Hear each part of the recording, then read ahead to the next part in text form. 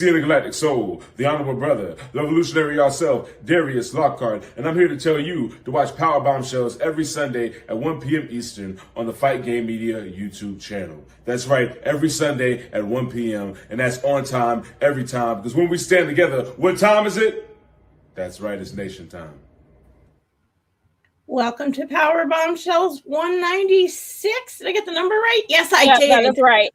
I know. That's him. We're just two broads talking about the wrestling we like. And boy, did we get a spectacular night of wrestling.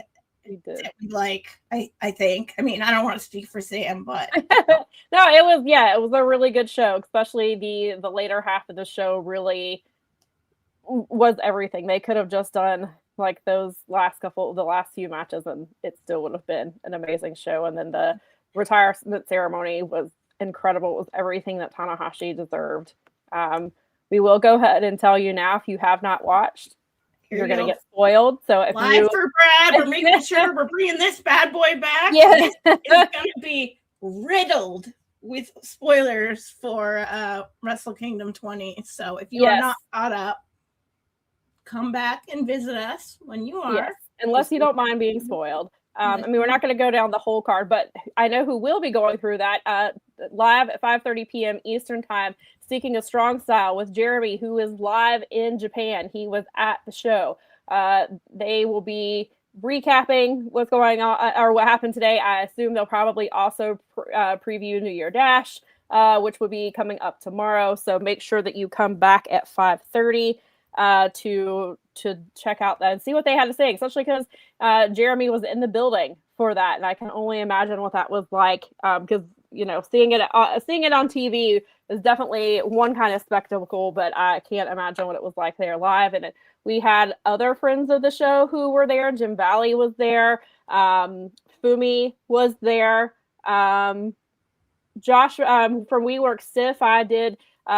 They invited me back to do their annual Stiffness episode, and I got to talk about Tanahashi for their podcast. So he was there. I'm trying to think. I feel like I'm forgetting somebody. Oh, Lisa was there. Oh, nice. Because I saw right, because she mentioned that Ibushi was running around taking pictures. Yes, I saw her. Jim Valley had a picture with Lisa, and that's how I knew that she was there. So a ton of people were there, so that was really I was cool. super proud of Jim. That's his first trip back since madness in his life, and it was so super awesome to see him back with Fumi. And happy birthday, Fumi. He's the first. That's how we all remember, because he's a New Year's baby. So super fun. It was very, very good. It was like, I mean, that's like what you want. I mean, it's Wrestle Kingdom. It's always awesome. And that was really special, Wrestle Kingdom. It was so nice to see. And Jeremy, if you or folks who were in the Discord with us last night that were hanging out as long as we all could stay awake, we had a blast. And he was actually, dropping pictures in there. And he had great seats. He was really close to the ring. So. Yeah, I saw some of the pictures that he posted on Twitter. I got to go back and take a look at what else he posted today, because I'm sure I missed some stuff from today. But yeah, it's usually David Lovell who runs our threads, but in this case, Jeremy was demanded to be, because I asked. I was awake. I told Sam, so I made it through the women's match and Aaron Wolf's introduction, and that's where I conked out. So that's and then Bob came out later and woke me up, and it was the main event. And he's like, do you want to go to bed and finish this later? And I'm like, I probably should. Yeah, but I did make it to that far in before I had to come back and finish this morning. But yeah, I went to bed after, because I covered Collision, and then I went to take a nap and had a really hard time falling asleep, and then I couldn't stay asleep. So I was really worried that I was going to fall asleep during the show. I thought ELP was on the main card, and so I knew the main card started at 2, so I had my alarm set for 1:45. Nikki had her set for 1:30 and already had it like set up in her room. So she watched And she texted me, and I heard my text go off, but like I just assumed it was our dad because our dad sends things late at night, and so I just assumed it was him. And then so I missed ELP's match, but I did see I saw from the entire like main card, and actually surprisingly did not fall asleep or get sleepy. So I took a nap. I think I finally came. I think I took a nap right before 7:30, and then I slept till like 11:30. Yeah, I did like 4 to 6:30 roughly, and I had some dinner and I hung out. We watched Collision, and I watched this. Well, I watched the Seahawks game, and then we watched Collision after the. Yeah, I watched the. We watched the Panthers game before Collision. I'll just fuck those refs. Good job, Nikki. Good call. You called it.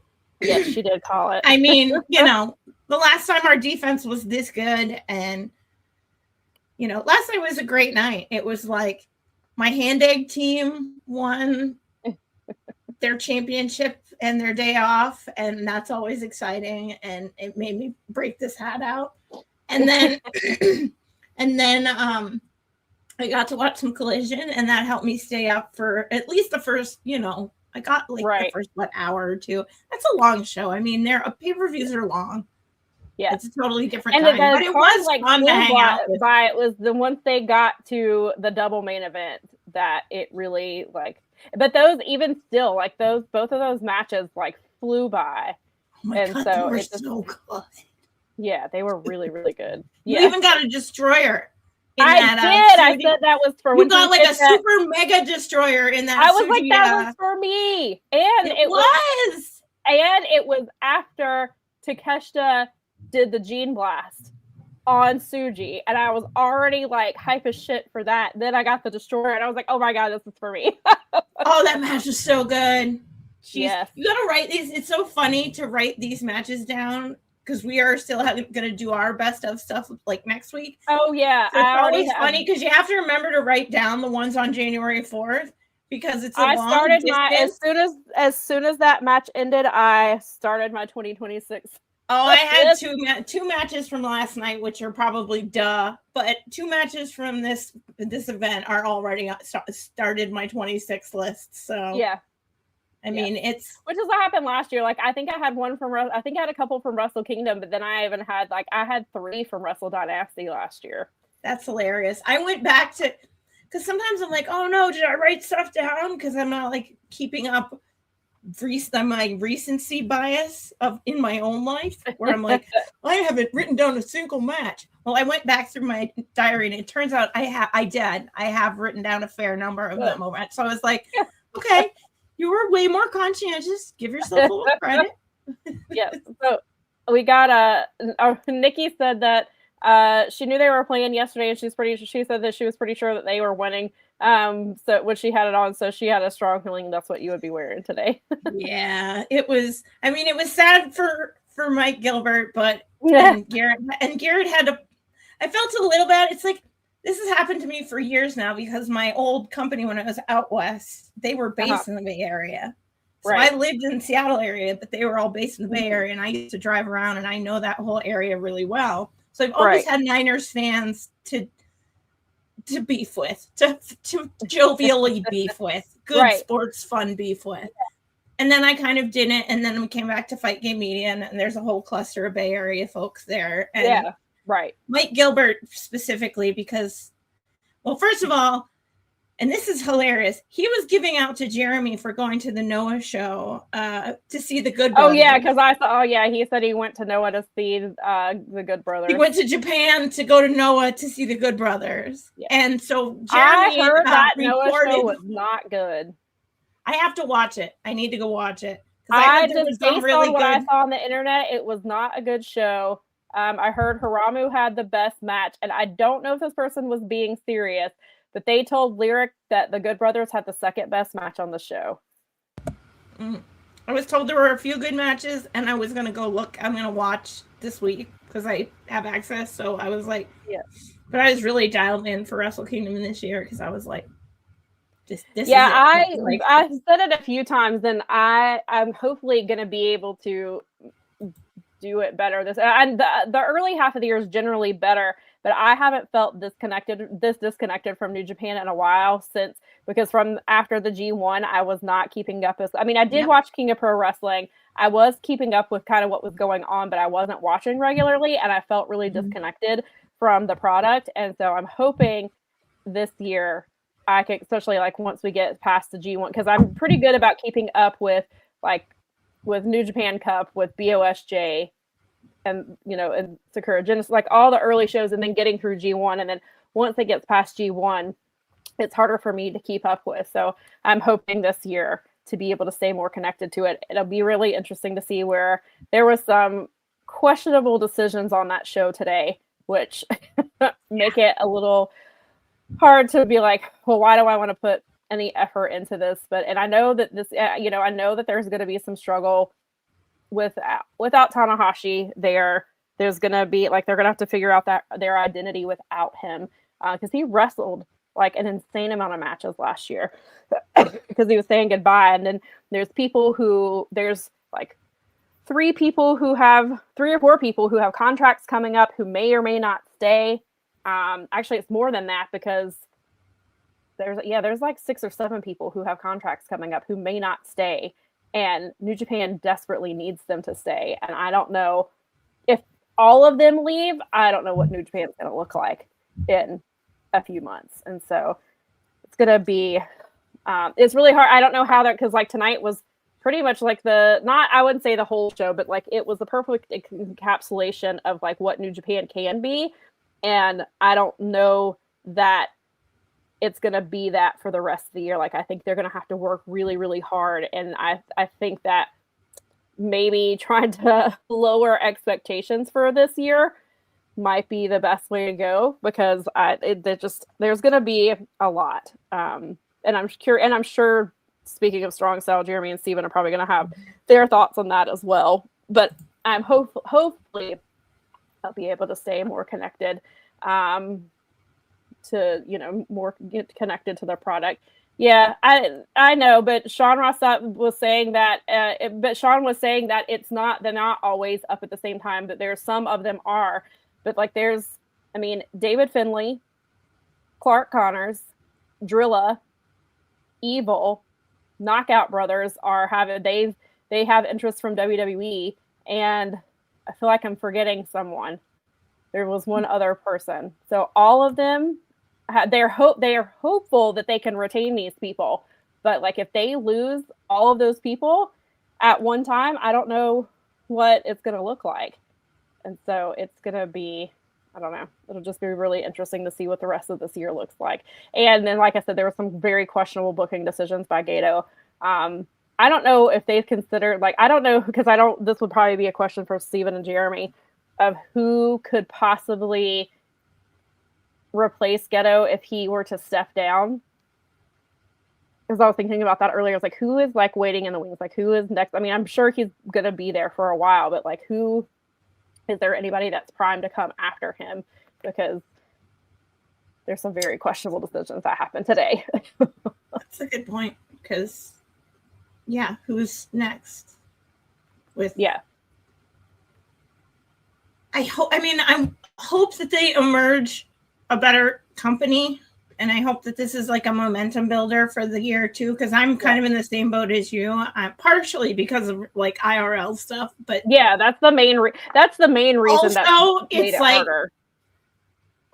The IRL stuff, I wasn't able to use that as the normal thing that I would use it for, as a leisure activity when I do have the time. And so I'm in a similar boat where it's I want to recommit to New Japan and I want to see where they're going. And I hope that this, at least for some people, will, help keep going and help them sort of get back on their feet. Yeah. I mean, they were the ones that they suffered most because they were so far behind in recovering from, COVID pwned a lot of things, a lot of things. Right. They were last to come out of the pandemic situation. Yeah. So I think that that's still reverberating through what they're dealing with.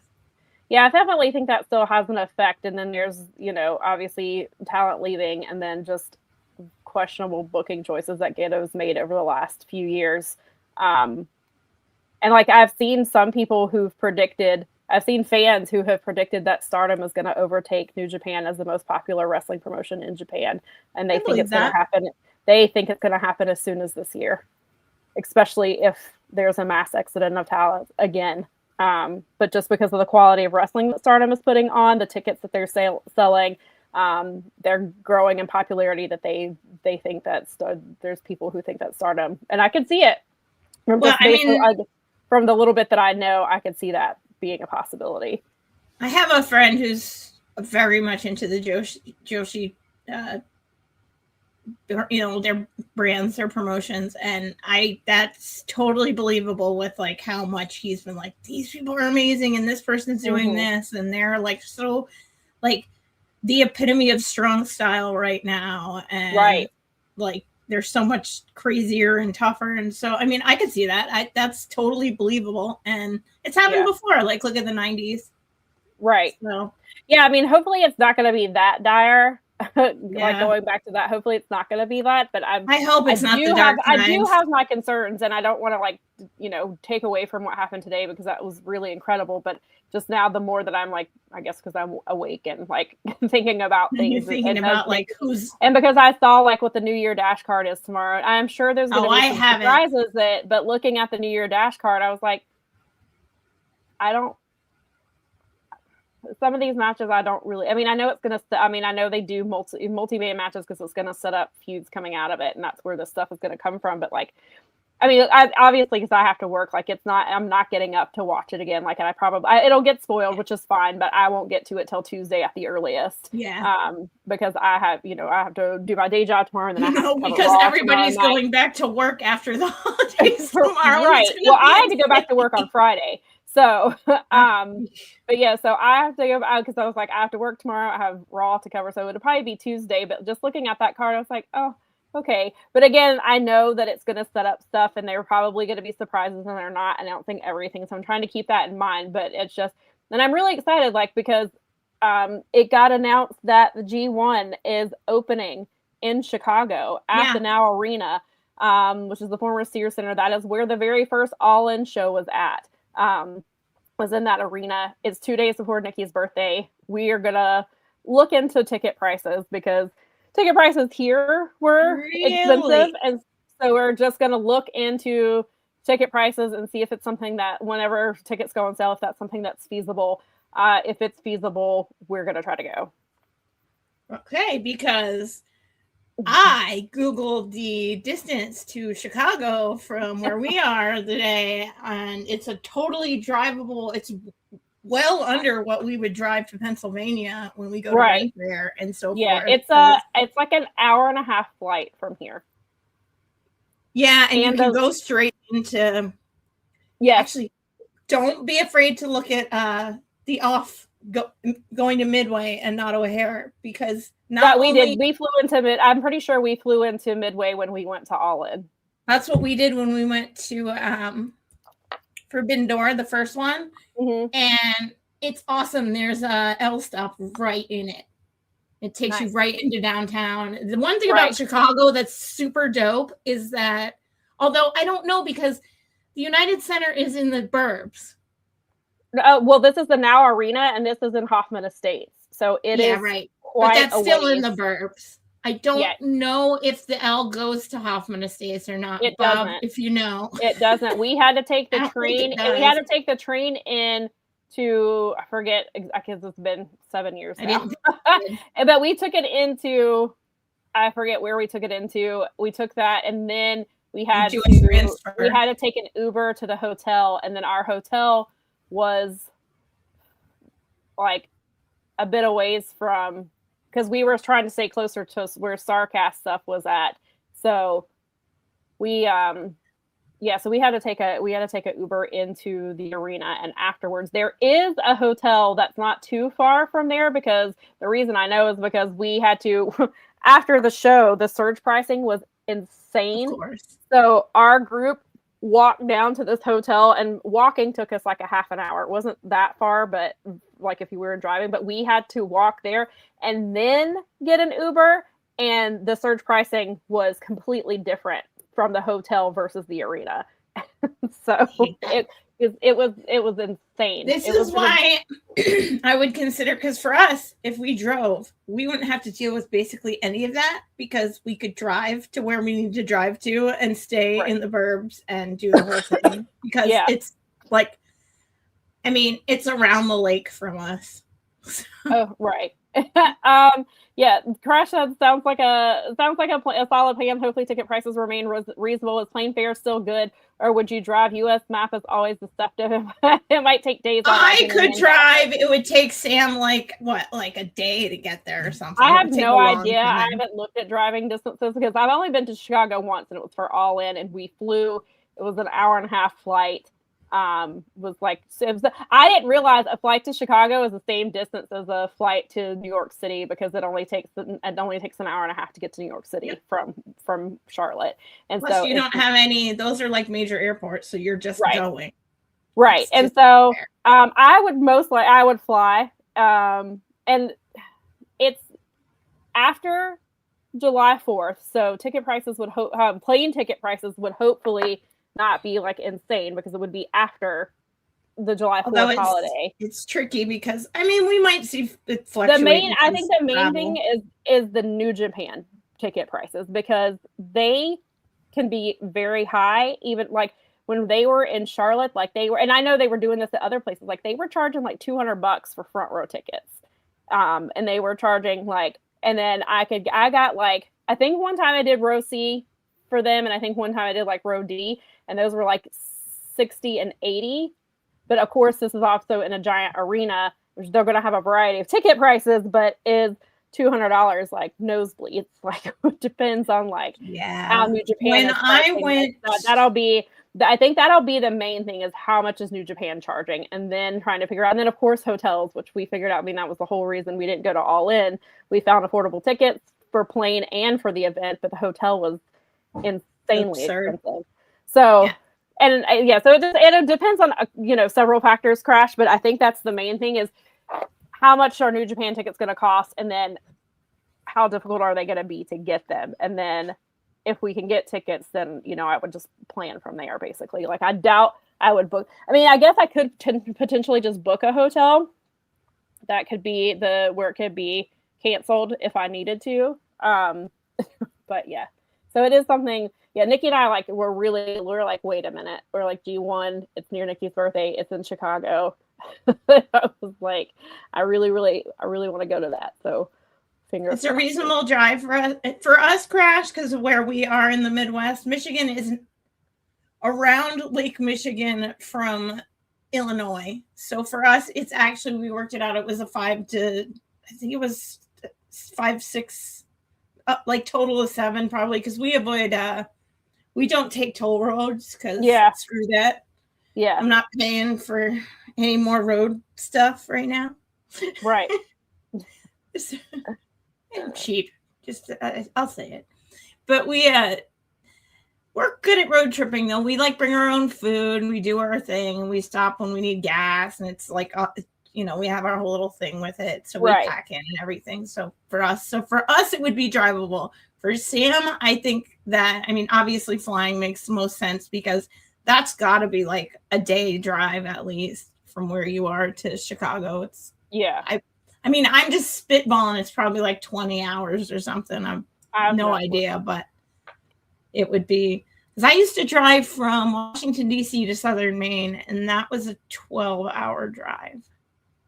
So that's way longer than North Carolina or Charlotte to Chicago. I'm looking, and there's a lot of flat country in between that is very boring. It would, gas-wise, it would be cheaper for you guys to take the plane. According to this, from Charlotte to Chicago, it's 11 hours and 6 minutes. Oh wow, it's half as long as I would have thought. That's that's of course not. Of course, that's also straight. That's not stopping for bathroom breaks. That's not stopping to fill up on gas, to eat, all of that. All the stuff I just talked about. Exactly. It doesn't include all of that. 6 hours. So it would make, for gas wise, and just time and energy. Oh God, gas alone would just buy you a plane ticket. So just do it that way in your case. Yes. Like, right. But for us, we drive around to each other's states all the time. We're just used to it. We talk and like everything is in distance here in the Midwest is in like time. It's not in miles. Don't give someone miles around here. Don't have any idea what you're talking about. No. You just have to take them how long it takes to get there. How long is that? It's about 6 hours. And then figure out, right, exactly. Yeah, that's it. And then figure out like that also that's a straight shot. That's not including traffic, having to go to the bathroom. For me, it'd be kind of fun because like we get to drive around Lake Michigan and it's ginormous. So I love like checking out the lakes. It'd be a funny little drive. Right. We could Go invade JD Oliva's area. Be like, hey, suburbanite, what's going on? Yeah, Nikki was like, because she was saying, she was asking about somebody and how, I forget who she was saying. She was like, I wonder how far they are from like Hoffman Estates in Chicago. And I was like, I wonder how far JD is. And I was he's really close. He's told that's what I thought.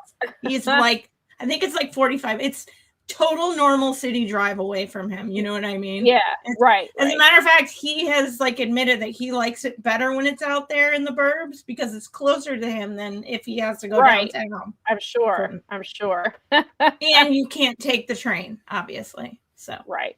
Well, you can't take the L, I mean. Right. So. And then I do want to go back into this comment again. I don't want to like harp on like New Japan, like because today was positive, and I do want to focus on that. We're wish casting ourselves. Crash said, I think they need someone fresh to bridge the gap between existing and new partnerships, and to focus on rebuilding the roster. Somebody considering options is telling, improve dialogue, and with the roster is a must. Yeah, and I think unfortunately, like considering options is not.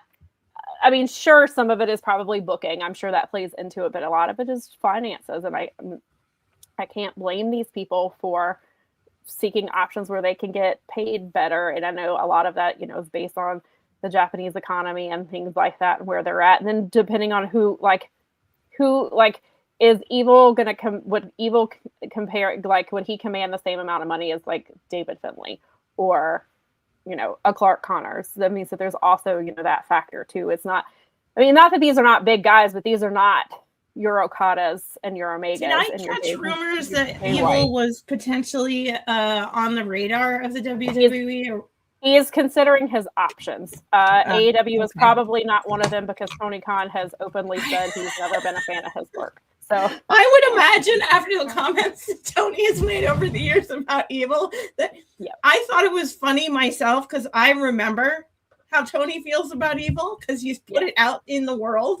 Mm-hmm. And so when I heard that Evil was like out there considering his options, I had a chuckle. I was like, well, AEW is definitely not one. And then people are on the line and I'm like, oh, you guys, come on.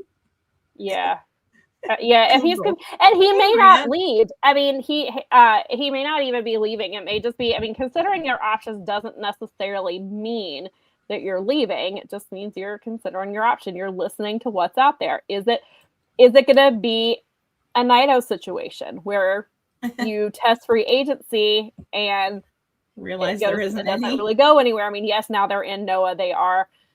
He and Bushi won the tag titles in their debut.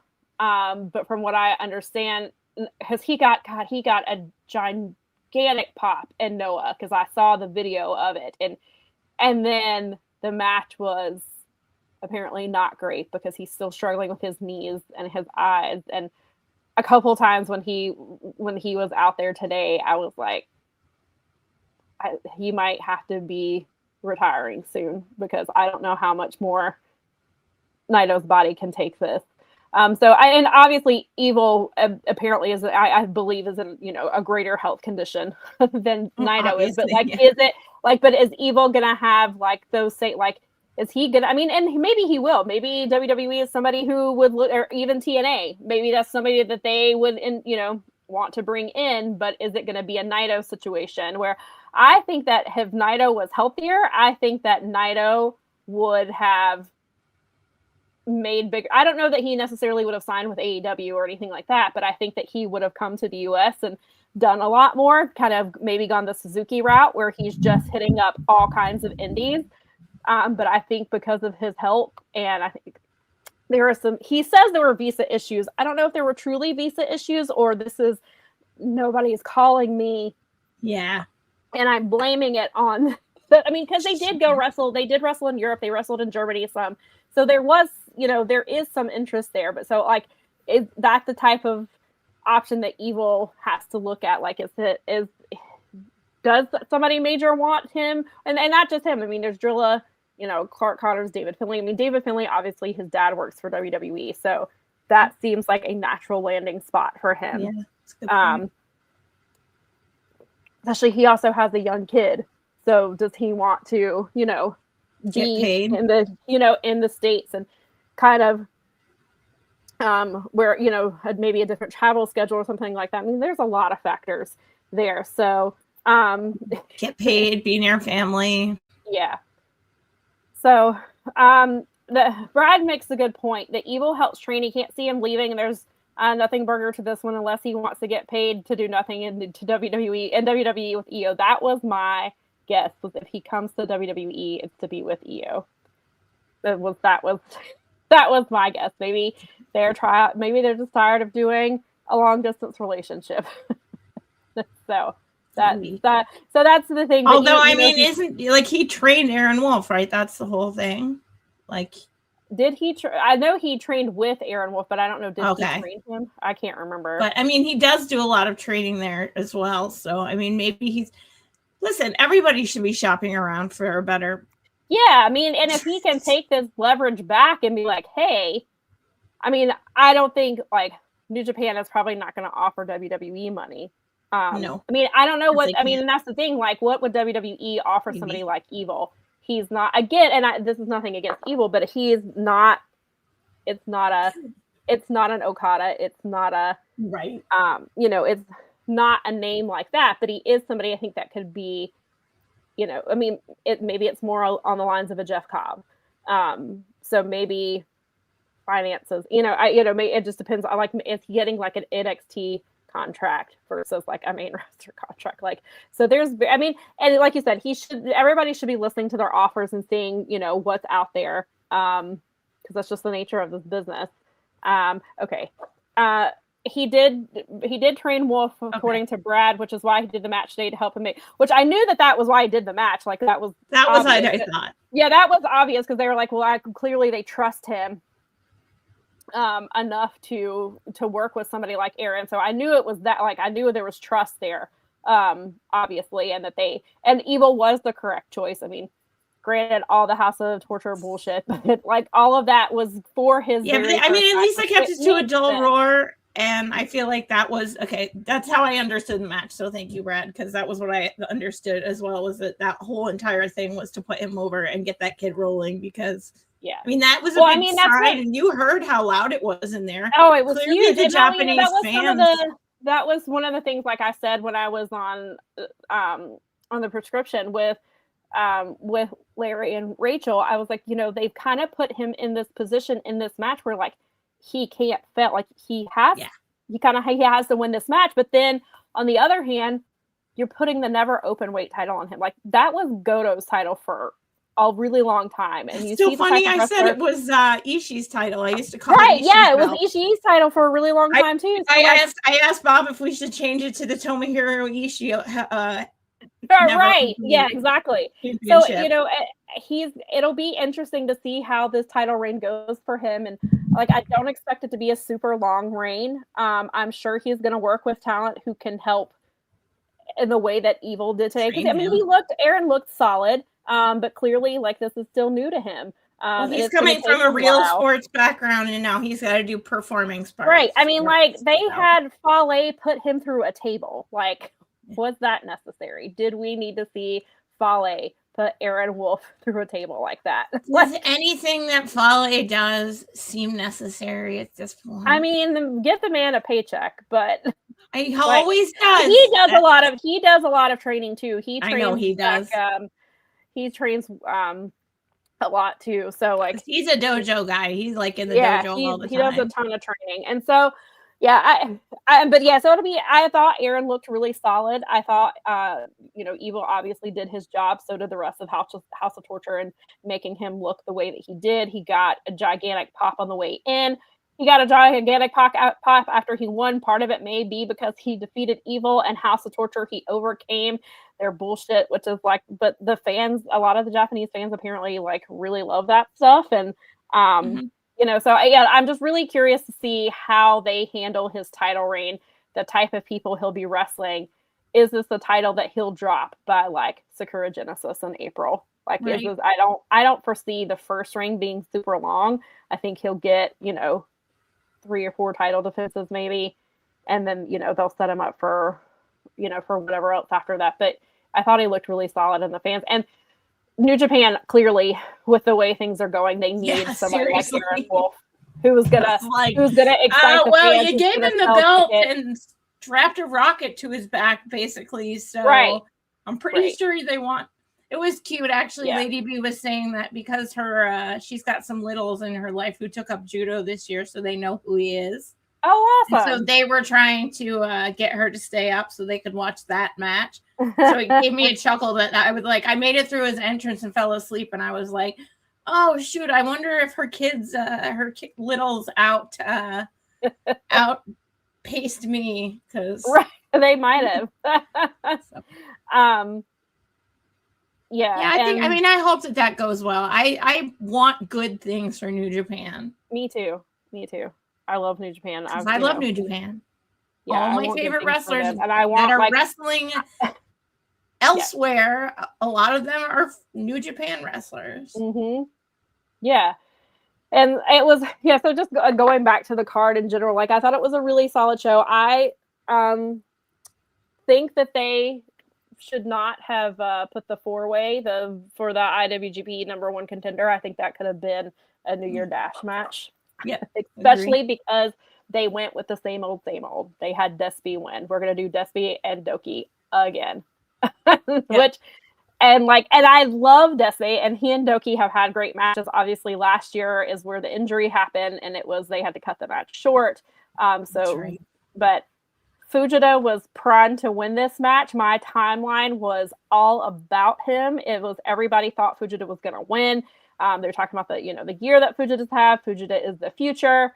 And then Despy wins. And that juniors division, there's no upward movement. It's the same people, 6 people, and it's going around, and they've got to fix that because once upon a time, their juniors division was the best in the world. And they've had incredible talent. And I'm sure BOSJ, they're gonna have to bring in more talent, I think, for some of the BOSJ stuff this year. But I think that was definitely a questionable choice on why are they pushing Fujita harder. He seems like he's right there and he's popular. He is. People. That's one of your guys. That's one of your young up and coming guys. Zach. He's huge already. He had a gigantic year. The fans are behind him.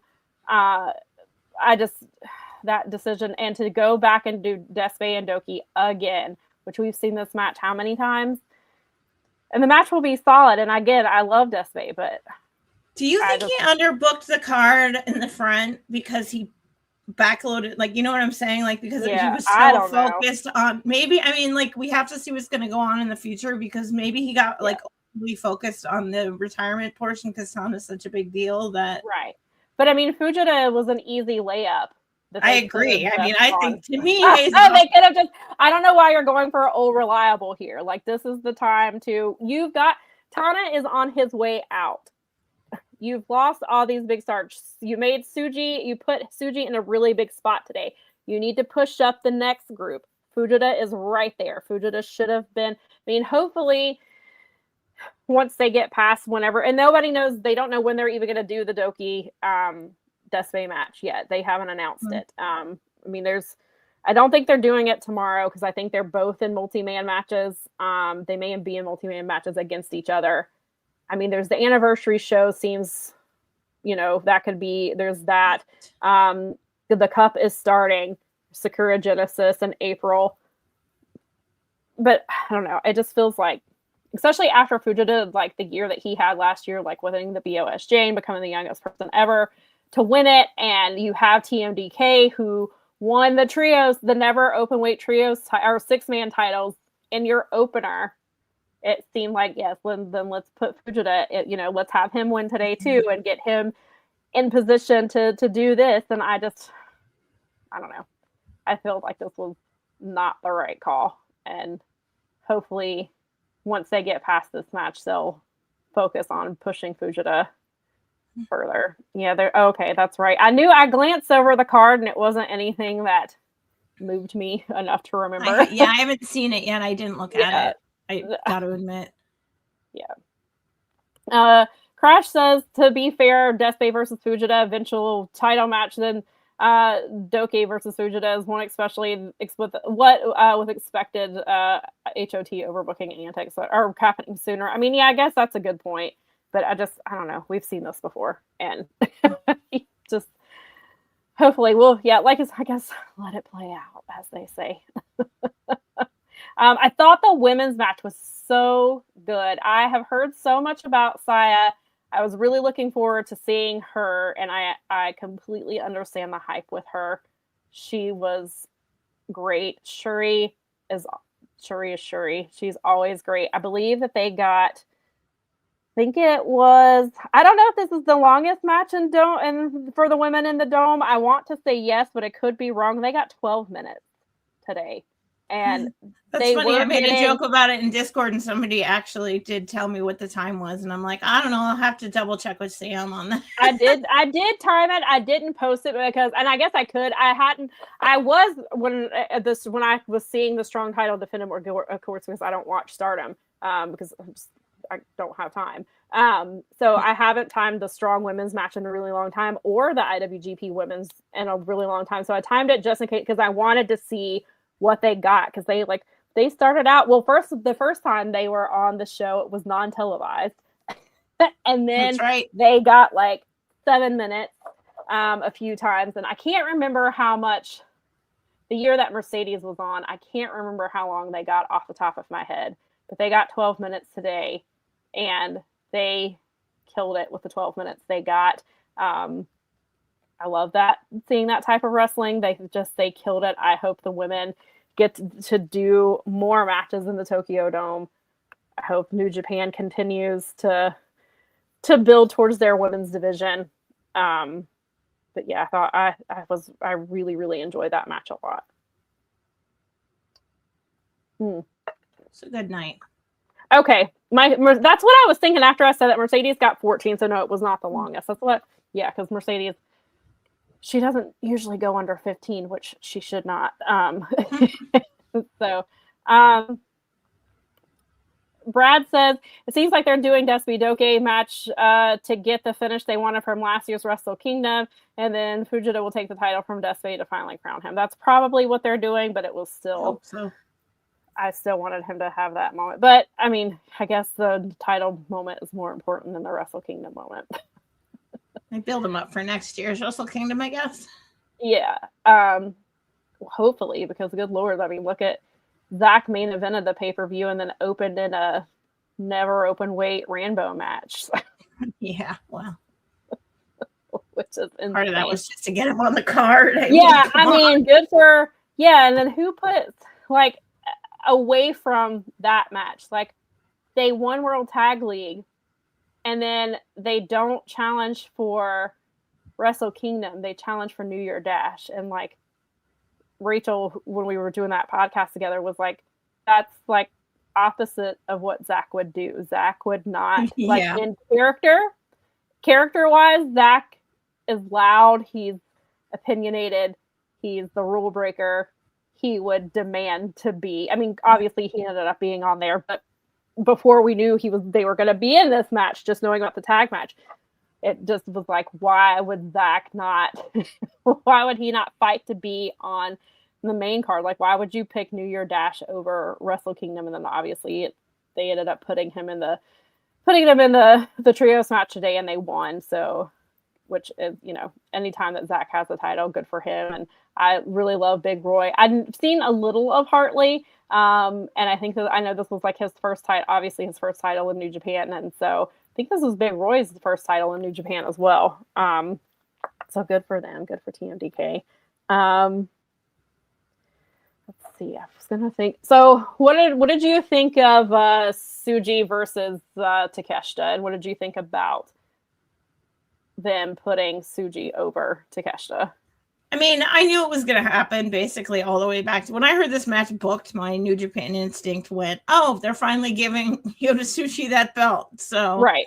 And then when they doubled up and made it a winner-take-all thing, it made it pretty clear to me that this was very much about getting him in that position. I think some people think they should have pulled the trigger on him sooner.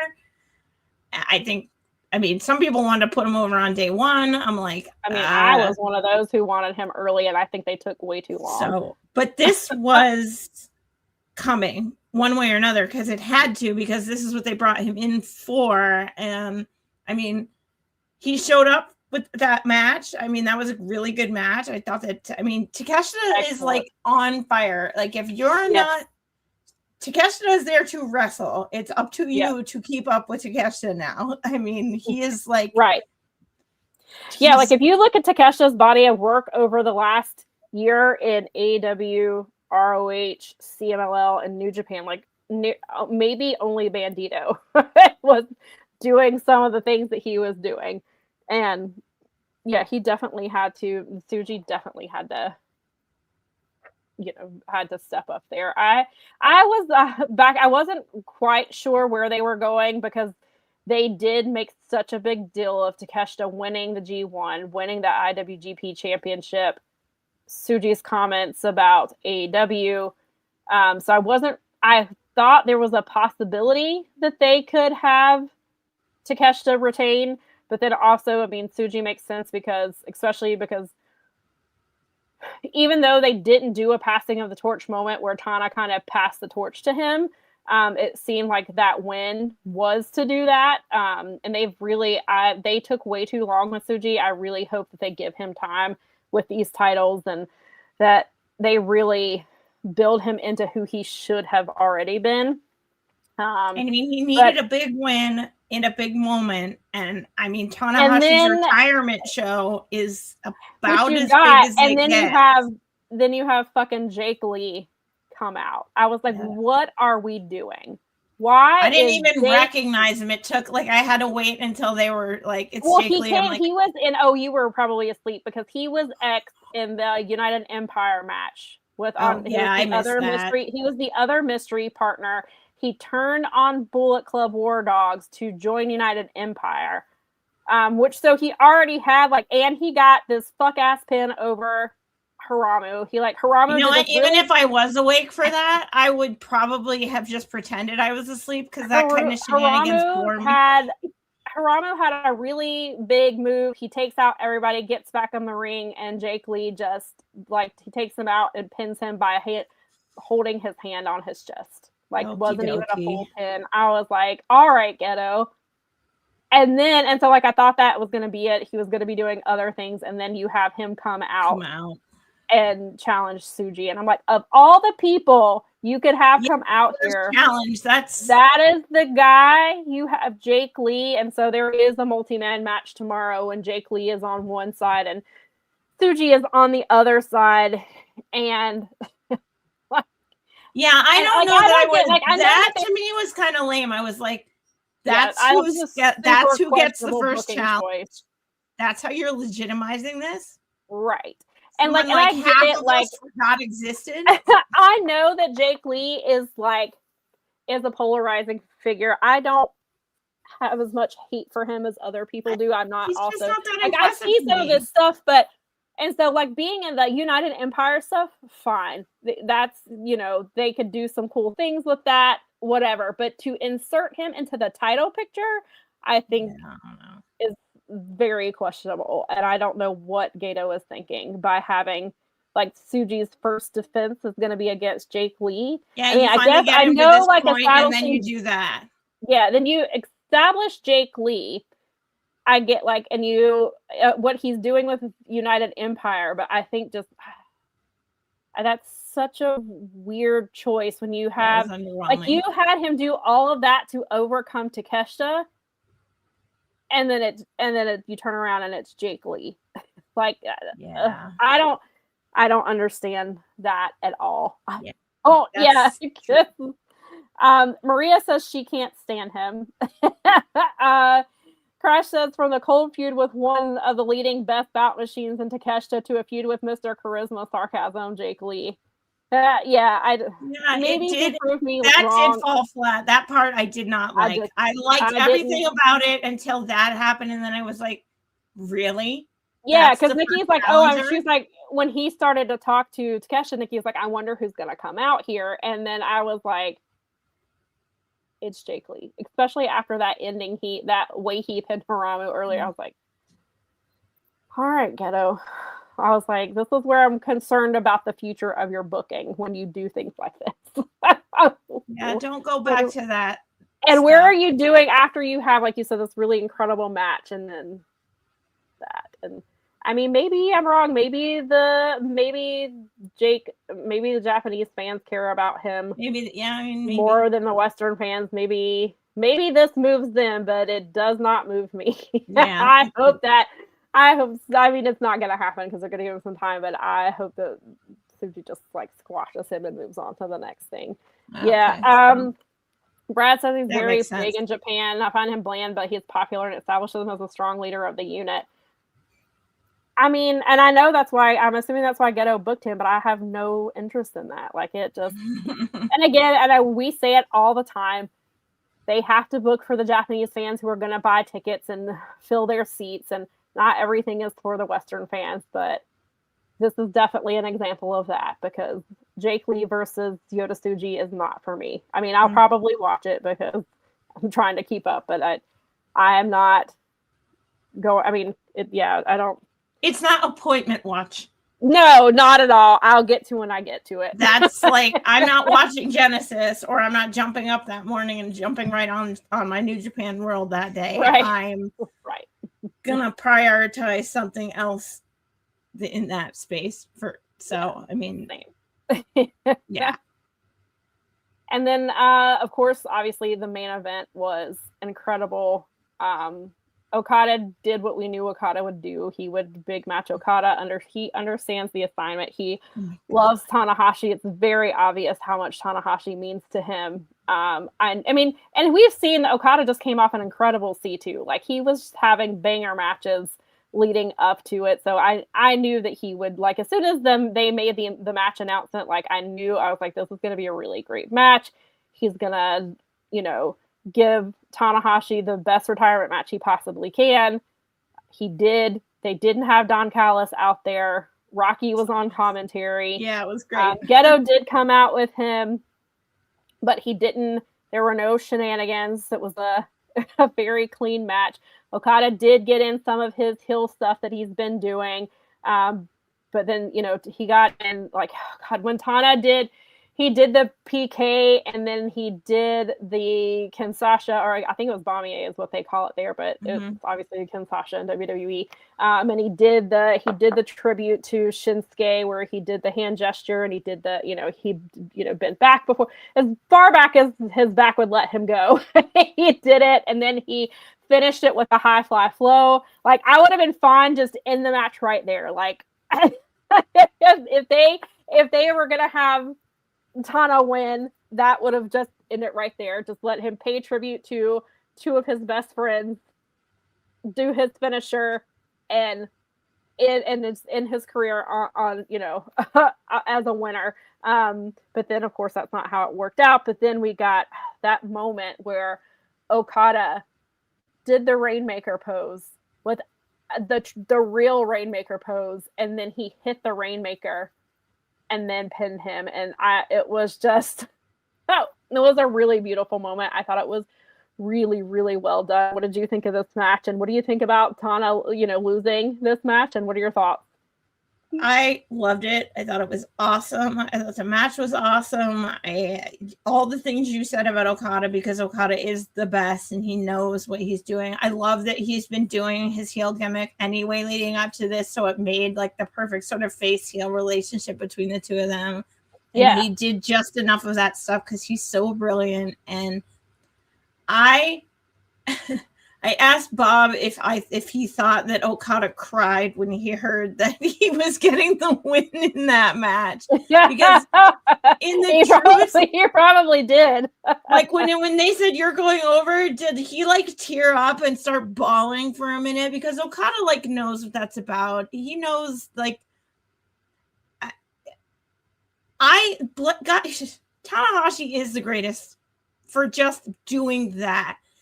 It's not like he didn't need to make Kazuchika Okada or anything like that. It's not like, and yet somehow he walks out of the thing putting this guy over. And I mean, we know that there's legacy between those two.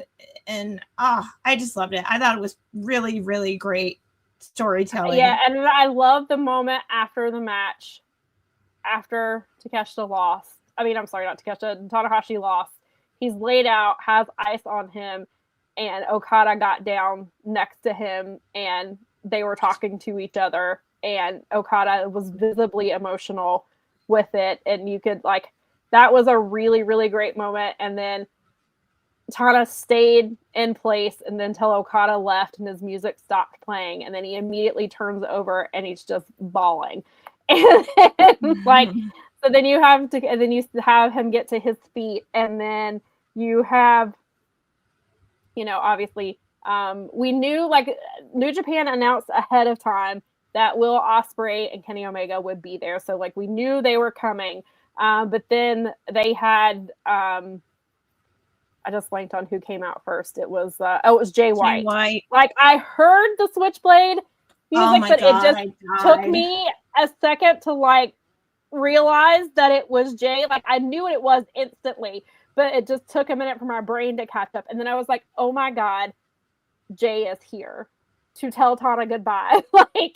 Then that, and you see, and I was like, I don't know that Jay is ready to come back to wrestling. I think that Jay came all the way to Japan to pay respect and honor to Tanahashi and then is going to go back to rehabbing or whatever. I don't expect him. I mean, maybe he's cleared, maybe he's ready to go, but I think I'm going with, so I don't get my hopes up. I'm going with Jay was there just to pay tribute to that man. And obviously, Jay, the whole condition of Jay leaving was he was never allowed back in New Japan. And he's the first one out there. And Tana I don't know, the way Tana reacted, I don't know that Tana knew he was there. It felt like he was, it was a surprise. It was a surprise for him. I don't think he knew. I think they kept that from him. And they had announced, and I think I had seen Fightful had said a couple days ago, there's at least, there's one big surprise. I never did, I didn't obviously. So I'm guessing, there was also another surprise later. But so they get Jay out there. And so Tana's just already super emotional. And Nikki said, she said, I knew it was Jay, but I could not get the words out at first. He made me forget how to talk for a minute. Yeah. I marked out pretty hard.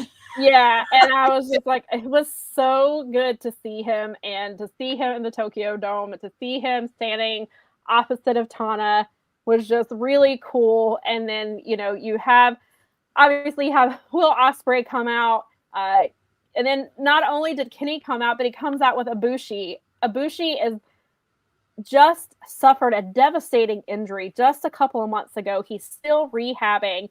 And he loves Tana so much that he walked down that ramp.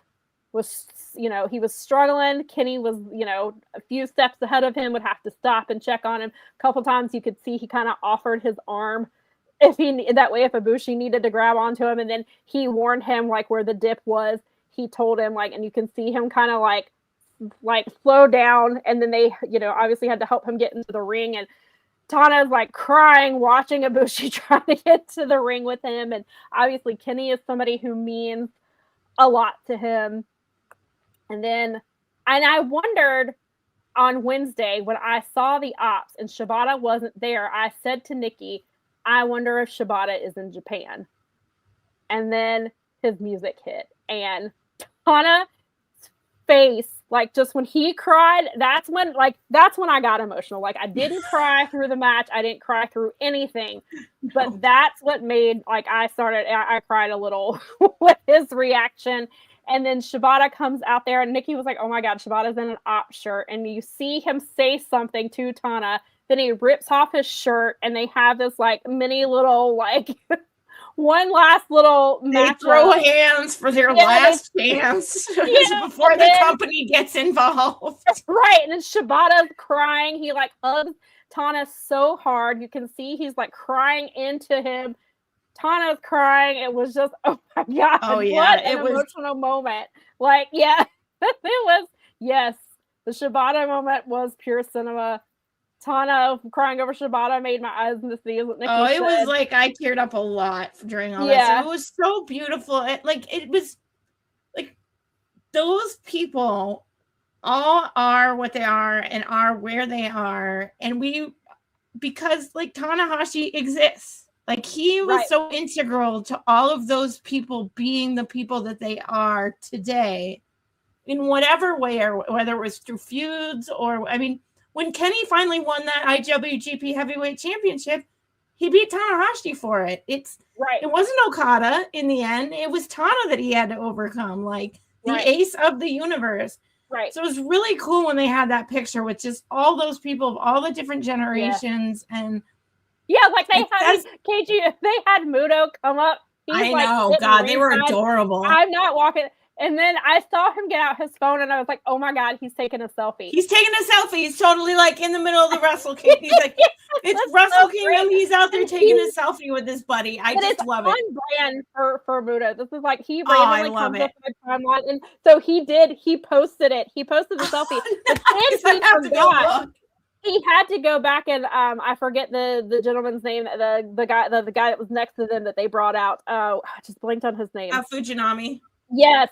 Then he was like, oh, I'm sorry, I cut you out. So he posted another one, and Muto's barely in it, and it's the other one that he took when he got in the photo. And then you see Jay like looking like he's like getting Kenny and Hodas and like look at these old men over here. It was adorable. Him pulling out his phone. It's just like, Charlton called him Grandpa. He's like, Grandpa's got his phone out. It was just so funny. And I was a little surprised that maybe they just didn't want to. Because if I'm not mistaken, Chono was on commentary. And I was surprised that they didn't bring him into the ring. And Milano didn't come to the ring either. But I was like, maybe they just didn't want to. Or obviously, I know they were on a time limit. And then when Tana's like pointing at his watch and telling him you have Naito. And I was like, oh my God. Oh, no. So Naito is going to Naito. Because that's what he does. He is so damn funny. I went to the bathroom. I peed. I washed my hands. I came back out, and he was still walking because he's Naito. It's so great because then you have Bushi come out, and Bushi's got their tag titles. Bushi's got this great Go Ace mask on, and then it's still like Bushi's just standing there. Naito's music is playing. And then Naito finally walks out and looks like, why is everybody looking at me? Like, then Tana keeps pointing to like, wrap this up. We're on national TV for the first time in how long? Like, we have a hard out. Get down here. And Naito is just going to troll Tana one last time. Finally, he gets halfway down the ramp and then stops and is like looking around. And Naito, get your old knees out here. And then I was like, can he see to get down here? Is that what's taking so long? Is his vision messing with him? Finally gets into the ring. Oh, and also Bushi missed the flowers that he gave Tana, and Tana was just like, okay. Just like, what do I do with these misted flowers? And then, oh God, and then Naito, told him that he didn't know if he doesn't know if he'll ever wrestle in the Tokyo Dome again, which made me sad. Because I don't know. it just and it may be sad to know that maybe Naito doesn't get to wrestle there again. Does he stay with Noah? Like, because Naito probably doesn't have that much longer. Like, if he's final, like, I know his heart says something else, but his knees and his eyes. I think his body, unfortunately, is going to be the decider for him, not his brain. Yeah, I felt like Tana was like, "Do you want to just come with me? Like, just leave with me and just be done." We can walk out together into the sunset like two wrestling heroes that we are.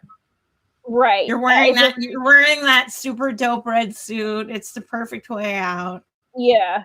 It was great. Yeah, Naito, his entrance was meta brilliant. Really was. He's the fucking best. He is. And then I was gonna go back up. Yes, Walker Stewart said during the main event that he's like, I almost ripped my shirt, I'm gonna rip my shirt off. And then he tweeted late, like after the show, that he almost ripped his shirt off because he was so hype about what was happening. Oh, it was, yeah.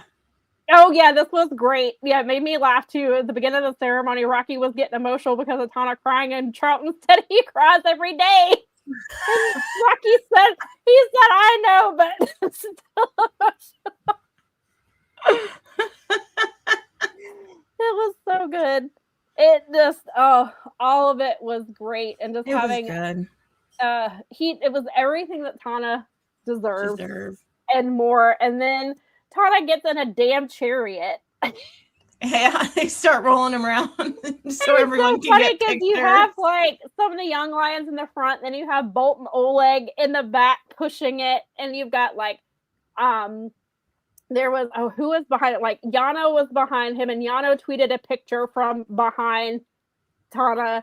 And then you see there was like Yo was there, which also while I'm talking about this, how that was so funny that Yo came out dressed like Yano and dyed his hair, except for it was like orange instead of blonde.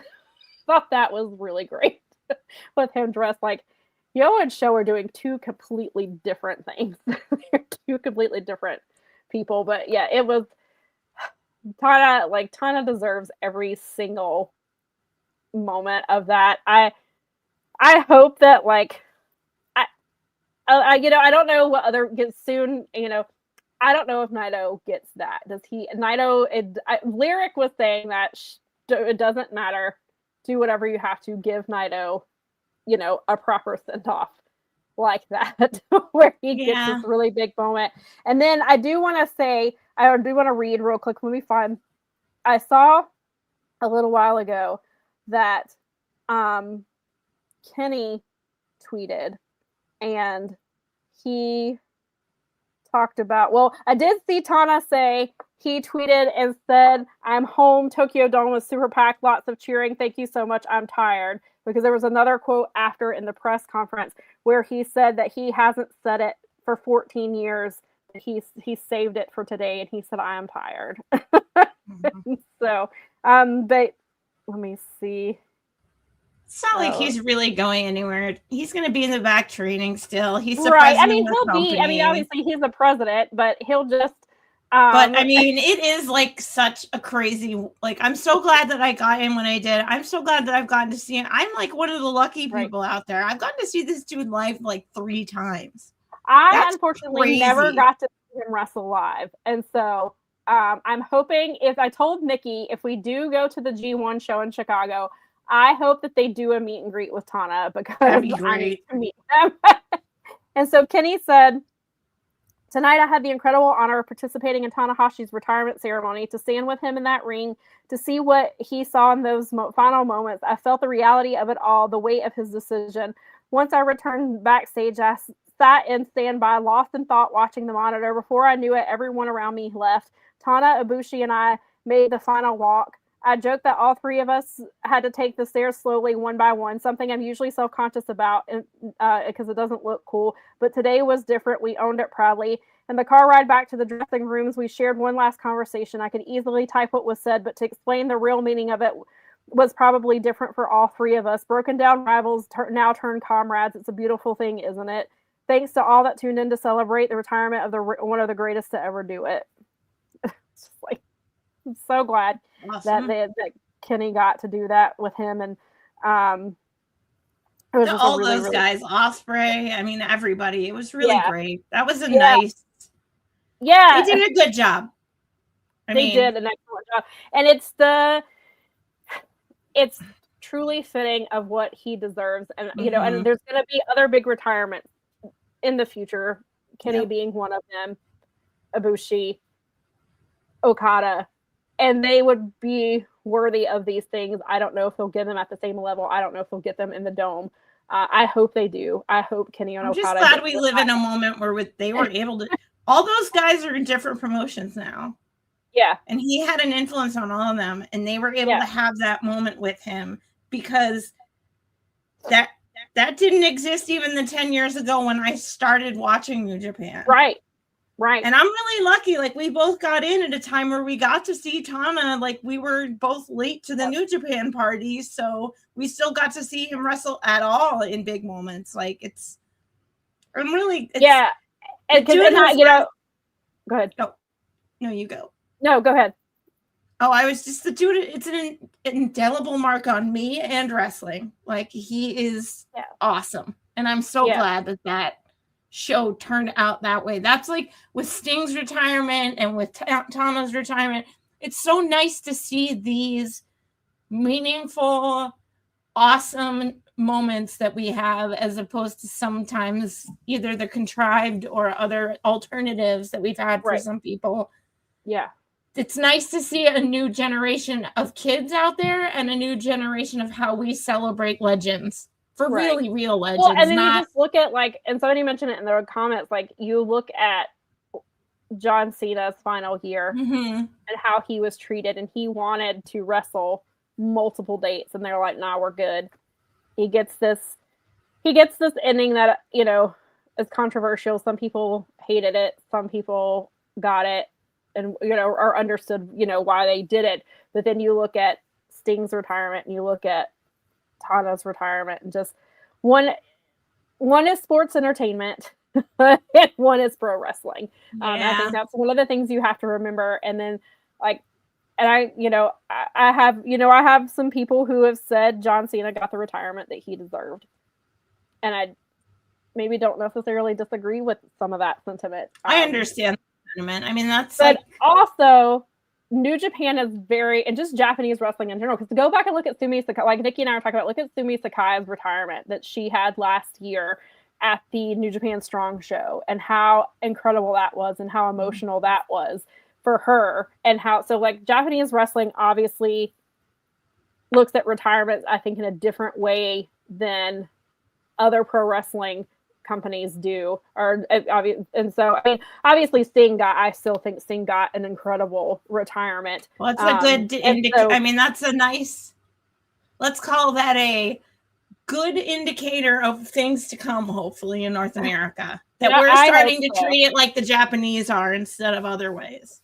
I hope so. And I did want to bring up one other comment, because the tweet came up. So Takeshita obviously wore the red ribbon for Shinsuke on his arm. Shinsuke is a mentor of his.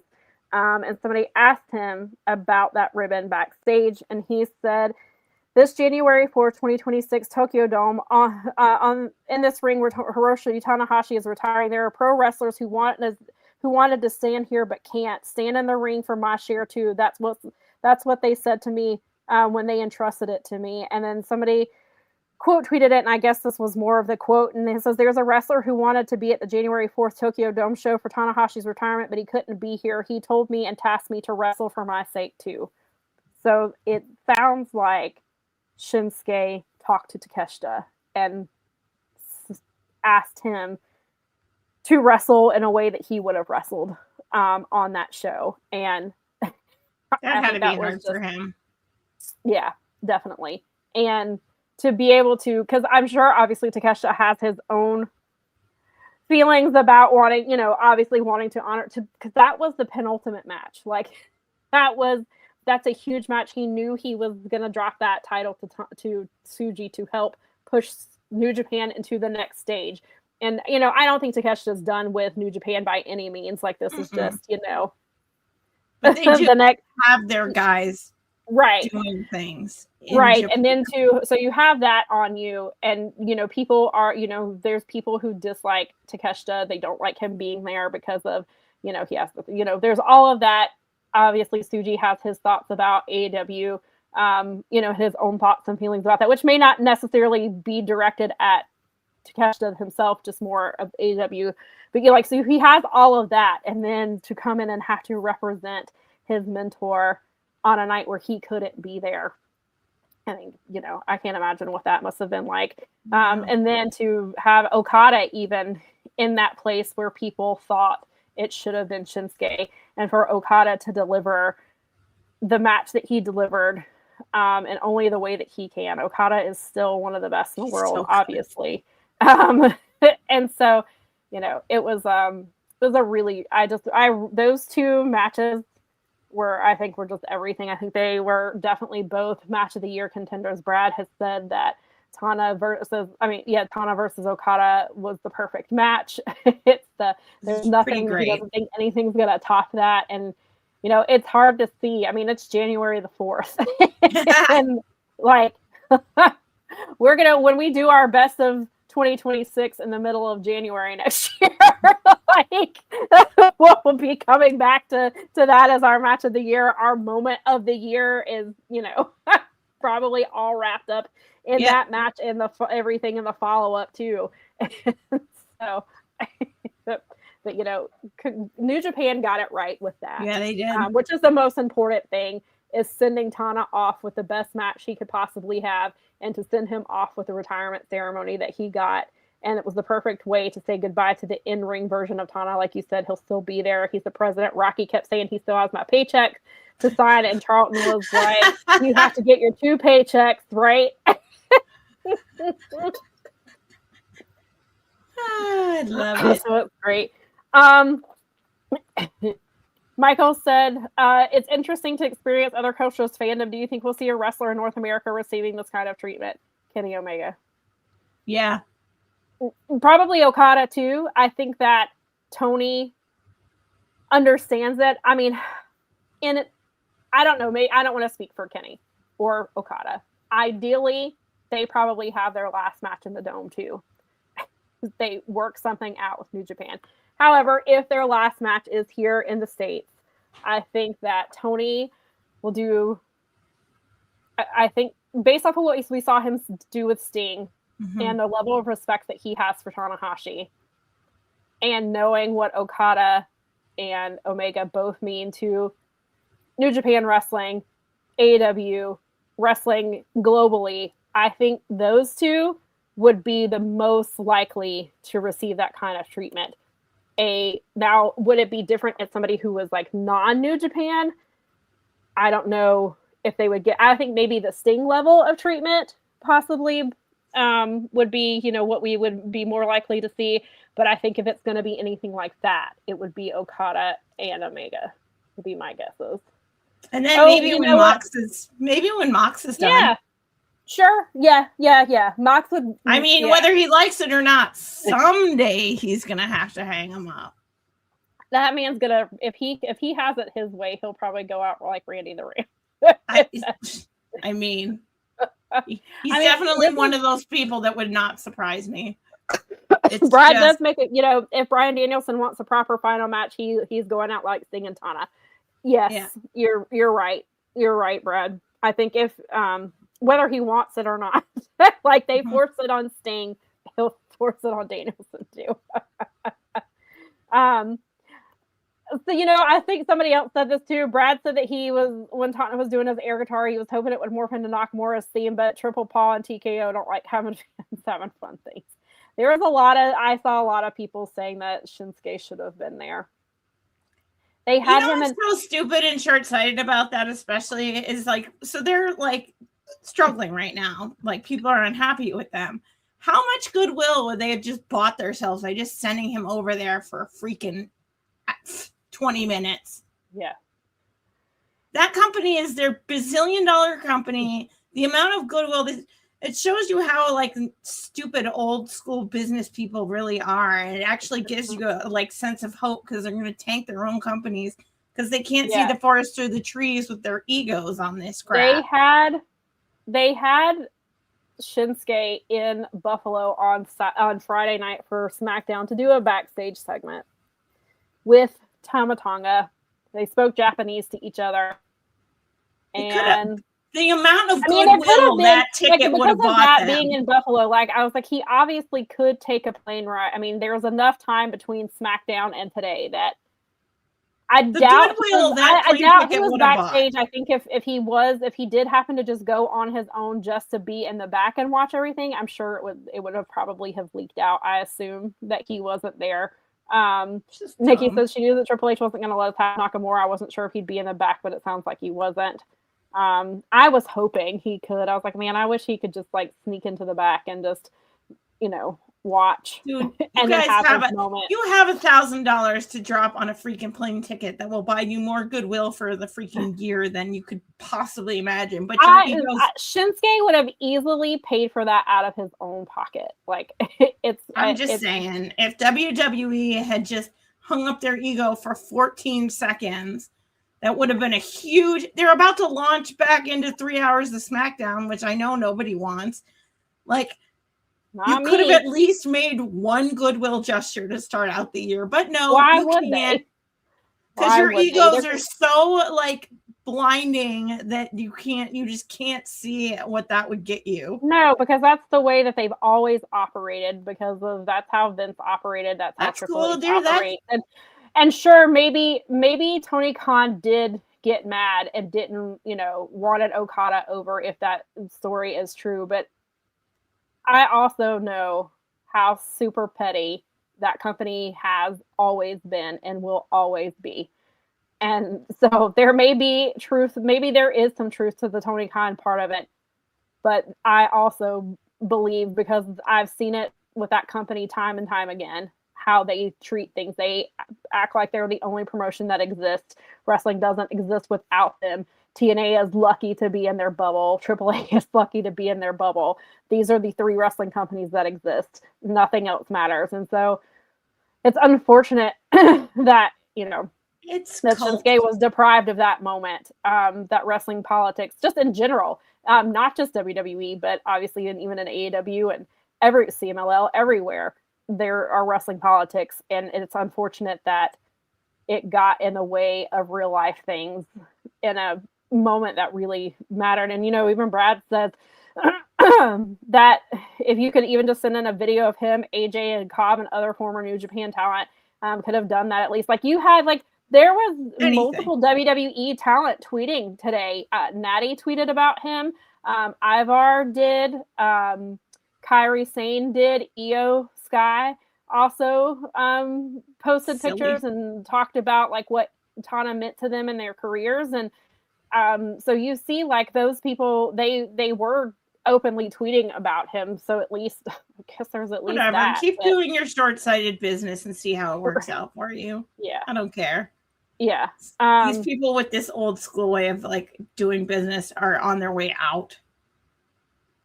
No, he didn't. Nakamura was not there. I think the rumor at the Noah show was just wishful thinking, because I think they were wish casting. Has a partnership with Noah, which they could have, at the very least they could have done that. Noah has a relationship with WWE. They could have sent him there. No, they couldn't. And they couldn't even be bothered to do that. It did not, and so Shinsuke didn't.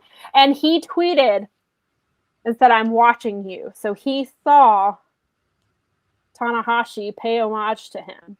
He tweeted it to let us know. Was he watching it in the backstage for the Tokyo Dome? Probably not. But he was watching and he did see it. And I guess there's that. But it's unfortunate that... Yeah, that's dumb. It's really sad. And I hate that for them. But I mean, at least it wasn't as bad as it could have been, and that's the upside, is that there were a lot of people that were able to actually be there. Yeah. Michael says that he was surprised that none of the War Dogs were ringside at the ceremony, and I guess were any of the Hills out there? Oh, I didn't even think about it.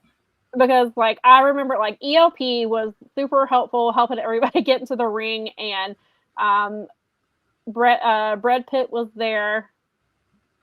Nagata was out there.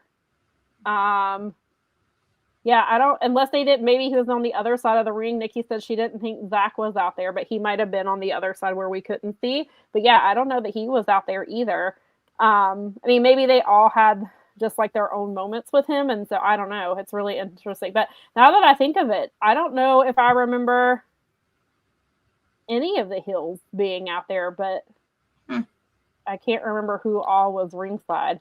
And so I don't know if that was on purpose that none of the Hills went out there, but maybe. Yeah, I don't think any of TMDK. Are they still considered Hills? I don't know. I don't keep up with them as much. Like I said, I have not been as close to, I've not kept up with New Japan as closely since the G1. So maybe War Dogs are not considered Hills. I guess maybe they are considered. I don't know. Maybe they are. And then I guess in the United Empire situation, they would be the baby faces in that situation. So yeah. I guess so, because I don't think Finley was out there either. Brad said it appears to only be members of Hantai that were out there. Yeah, I guess they are face. It's just so weird because, again, yeah. Very interesting. Yeah, that is a good point. I didn't even realize that, Michael, when you said that. And so, yes, they would be the baby. Yeah, I guess they are baby faces. But, yeah, they didn't. I didn't see any of them out there. Haramu wasn't out there. I don't remember seeing Finley. Yeah, that's interesting. I don't think I saw any of them out there. But we shall see who shows up at New Year Dash tomorrow.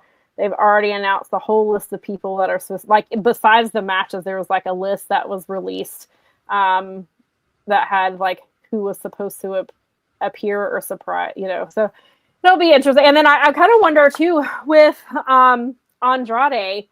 Like, because he is with United Empire, will he, and I asked this a couple weeks ago, like, will he stick around and do whatever he was good at? Because obviously they didn't, when he went to New Japan, I don't know if he knew if he could go to AEW yet. So did he already agree to staying in New Japan for a certain amount of time? Is he gonna stick with New Japan only and finish up whatever he's doing there?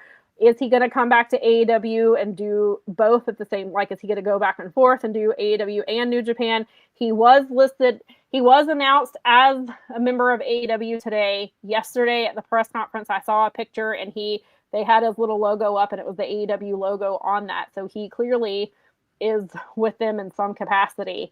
So it'll be interesting to see if Andrade just sticks with New Japan for, a couple of months and does whatever his storyline is, or if he's going to fly back and forth and do both. Yeah, Gabe Kidd wasn't out there either. That was interesting. Yeah, because they just kind of, I think, again, I don't know where they all came in from because people were coming down the ramp and then you see other people outside. So they came in from a different entrance. So maybe they didn't, because there was so many people. I don't know. It's interesting the way that they handled that. But yeah, so before, I think, do you have any other thoughts on Wrestle Kingdom before we move on to the next thing? I really enjoyed it. Me too. Great show.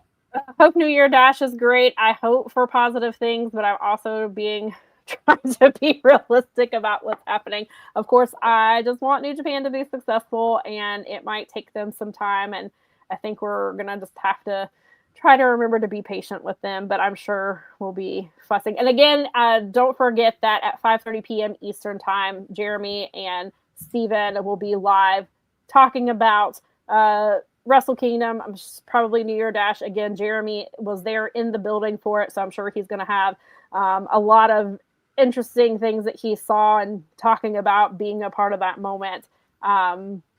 Which was really cool. And they showed one of the videos. I saw it on Twitter, and then I saw Jim Valley posted it. There was a Christmas tree that was lit up, and it was playing Tanahashi's theme music. You sent it to me. It was so cute. I was like, oh my God, I love it. It's adorable. It was so cute. And so the other thing that obviously this is our first show back since World's End, which Brad talked about way early on in the chat about how World's End and Wrestle Kingdom kind of bookended some really good wrestling the last couple of weeks. Which, World's End I thought was a really, really solid show. this, we did get the surprise of the C2 surprise that Okada beat Takeshita, and then Okada, and then Kyle Fletcher won, and Okada took the screwdriver that was was it Okada that took the screwdriver? Yeah, he took the screwdriver that was supposed to be for Kyle. Yes, that was really, really great. That was funny. I loved that. When he went looking for it, I was like, and it's funny because Okada, after his match, he threw the screwdriver under the ring, the side of the ring that faces the ramp. He tossed it back under there. But I guess Kyle didn't see it. So Kyle didn't know where it was. Another lack of communication in the Don Callis family. Yeah, it's coming to bite them again. And then you have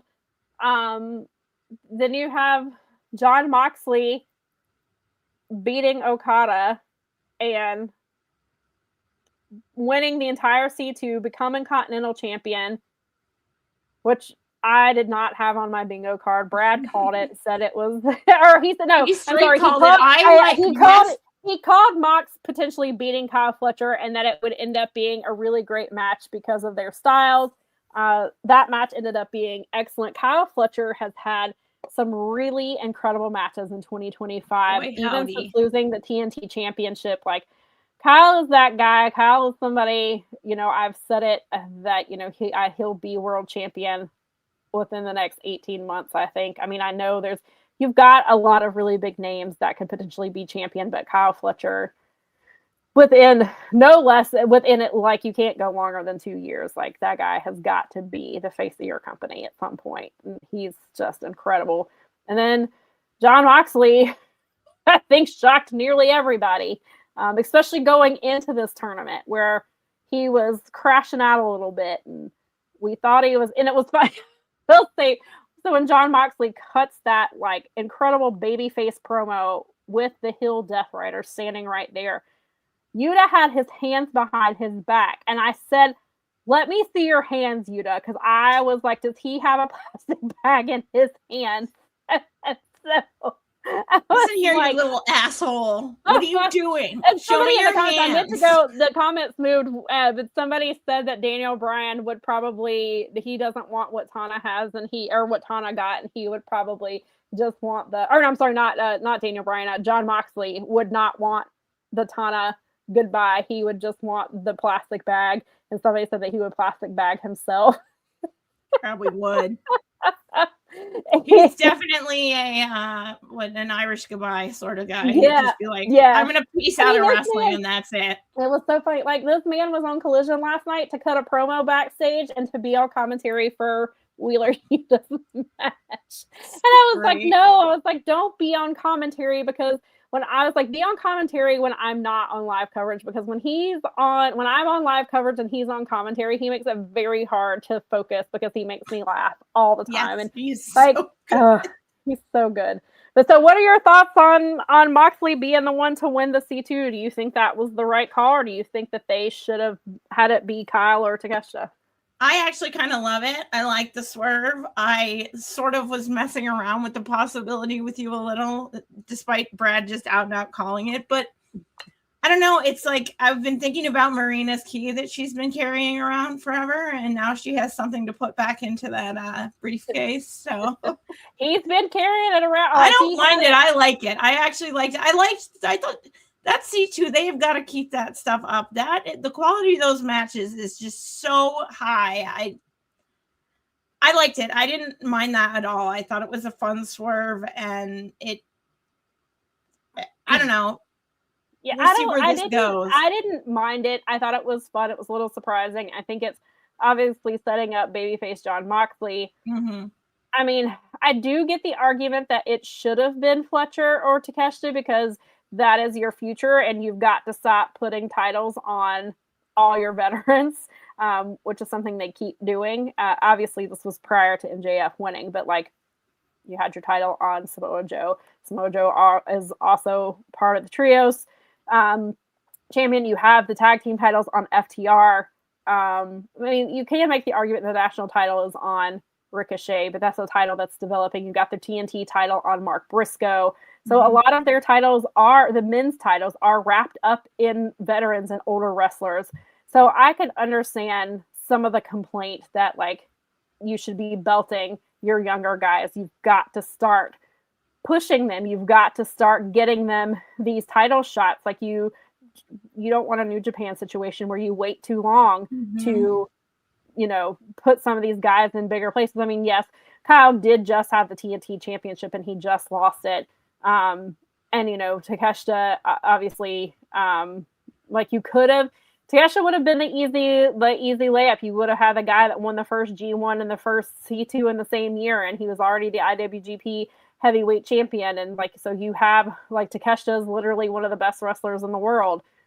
You could have easily, so like I get that argument, but I am willing to see what they do with Jon Moxley in this situation and see what he does with the Continental Champion. I don't foresee him holding this. Like he's not going to hold that title as long as Okada did. I don't think. So like, yeah, they do have to walk a really fine line on belting too many veterans and holding back their next group of people. Or you're going to wind up in a situation similar to New Japan if you're not careful. Especially because you've got Ospreay coming back soon, and potentially Jay White hopefully is coming back soon. But then the rumor is you're going to take the tag titles off and put it on Cope and Christian, and so that you're not building up your young tag team division, you're putting titles on veterans. And so it is, and that's, it is a fine line that AEW is going to have to walk when it comes to some of these people that they're pushing, I think. But on the other hand, it's Jon Moxley. Yeah. I was more perturbed, and I knew it was going to happen, but I'm more perturbed of MJF having the men's championship back than I ever would be. I will say the one thing about MJF, he's wrestling Bandito January 14th at Maximum Carnage. They've already announced that he is taking his title to Limitless Wrestling, I believe, on the 16th. So I think it's that Wednesday he's scheduled to face Bandito. Then that Friday, I guess if Bandito happens to somehow win, he would be the one. But MJF is defending the AEW championship at Limitless Wrestling against Alec Price. So he is taking that title to an indie promotion to defend it. So if he's doing more of that, then I'll be okay with it. I don't want the bullshit of I don't want to wrestle any matches. I only want to wrestle. Like I don't want him holding the belt hostage again. I cannot take that storyline again. Especially after we had Jon Moxley. Keep that title in a briefcase for 8 months. Yep. You build this stuff with Hangman. You give Hangman a shitty run. Then I don't know what you were thinking with Samoa Joe. I hope that's not his last title reign because they wasted it. He wrestled twice. He had a really great match with Eddie Kingston, and then he lost it in a 4-way in the second match. If that's what the plan was, they should have just kept the title on Hangman. They should have just done Hangman versus MJF and just had MJF win. I don't care about a story from 2 years ago that was one of the worst stories you've ever done. And you brought that back for him to defeat Samoa Joe because Samoa Joe would beat him at that show 2 years ago. I don't care about that. And so I'm very concerned. I'm really concerned that MJF is going to do that shit where he doesn't want to wrestle. Mm-hmm. He talks about how great he is. And then a big part, luckily we've moved past it, but like a big part of his storyline when he was champion for 406 days was the Bidding War 2024, where he was constantly referencing WWE. He was constantly talking about them. Then in that same title run, we get the storyline with Adam Cole on top of that, and so he's a babyface per part of it, and then they do the Devil storyline. So that title reign was a mess. We don't ever want to go back to the Devil storyline. I don't want MJF. I don't want that. So I'm hoping Tony learned his lesson, and I'm hoping that this. Cautiously optimistic that him defending that title at Limitless is maybe a sign that MJF is going to actually defend the title more than he did the first time, and that he's going to do other things with it instead of what he did the first time around. I don't foresee this being a long title reign. Like, I don't think I could see maybe 6 months. I don't think this is going to be another 406-day title reign. I don't even think it's going to be a 365-day title reign. So that's the one thing that I'm trying to remain positive is like, okay, this should not hopefully be a really long thing. I did wonder, depending on Ospreay's health and when he comes back, if they have him drop it at Revolution, which would not be a long title reign, but Revolution is where Will Ospreay made his AEW debut his official. So maybe if he's ready in March. Was in Revolution, if he's ready enough, depending on the storyline build for it too, like how much time do you have? Could MJF possibly lose it as soon as March 15th? I mean, that would be a fairly short title reign. But it could do the job. But now you also have Kenny Omega in the title picture, thankfully, because Kenny, we all know that Kenny is on borrowed time, and we don't know how much longer he's going to be wrestling. And if you're gonna belt him, you're gonna have to do it sooner rather than later. And they are doing, I believe it is Dynasty is in Vancouver. Obviously, he's from Winnipeg, but could they have Kenny Omega win the title in Canada? There's also that possibility if Ospreay does not win it in March, that you could also have Kenny Omega win it in Canada. And then you also, obviously, you have Samoa Joe and Hangman who are still interested in it. Samoa Joe, I guess, is to an extent. There's, so there's some exciting things going on there. I hate it for Bandito because, I think it was pretty obvious that Bandito was not going to beat him at Maximum Carnage. But on the other hand, he's taking it to an indie promotion 2 days later. So it'll be really, really interesting to see how that goes with this title reign. But yes, I agree with you. I'm more upset about MJF, even though we knew it was coming, about him having the title than I am with Jon Moxley. And so, let's see. Brad says he's okay with Jon Moxley winning the C2. He's the ace of AEW, which, yes, absolutely. He's won the world title, international title, and now the C2. Rewarding top talent for these achievements is good. Yes, but you also need to reward your younger guys and not push them and think that every time they're going to get here, we're not going to push you because we got to put some vet in your place.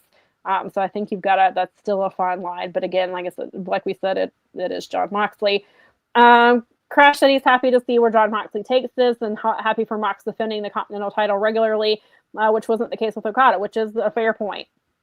With that, we already have, Mox has already defended it, and he is getting ready to, he defended it against Josh Alexander. He's getting ready to, I think it's another title eliminator match where if they last 20 minutes or if they win, then they get a future title shot. And they're getting ready to do that with Shelton Benjamin this week. We do know that Jon Moxley is a fighting champion for the most part. Crash also feels for Hangman. He thought he was a great champion. It was different and actually positive and optimistic too, which was unfortunately unusual for whatever reason. I would agree that the AEW World Championship picture is very exciting right now. Michael says that he doesn't think we'll get lazy MJF. He told Joe he needs to go down as the greatest. That means getting in the booth. I hope so.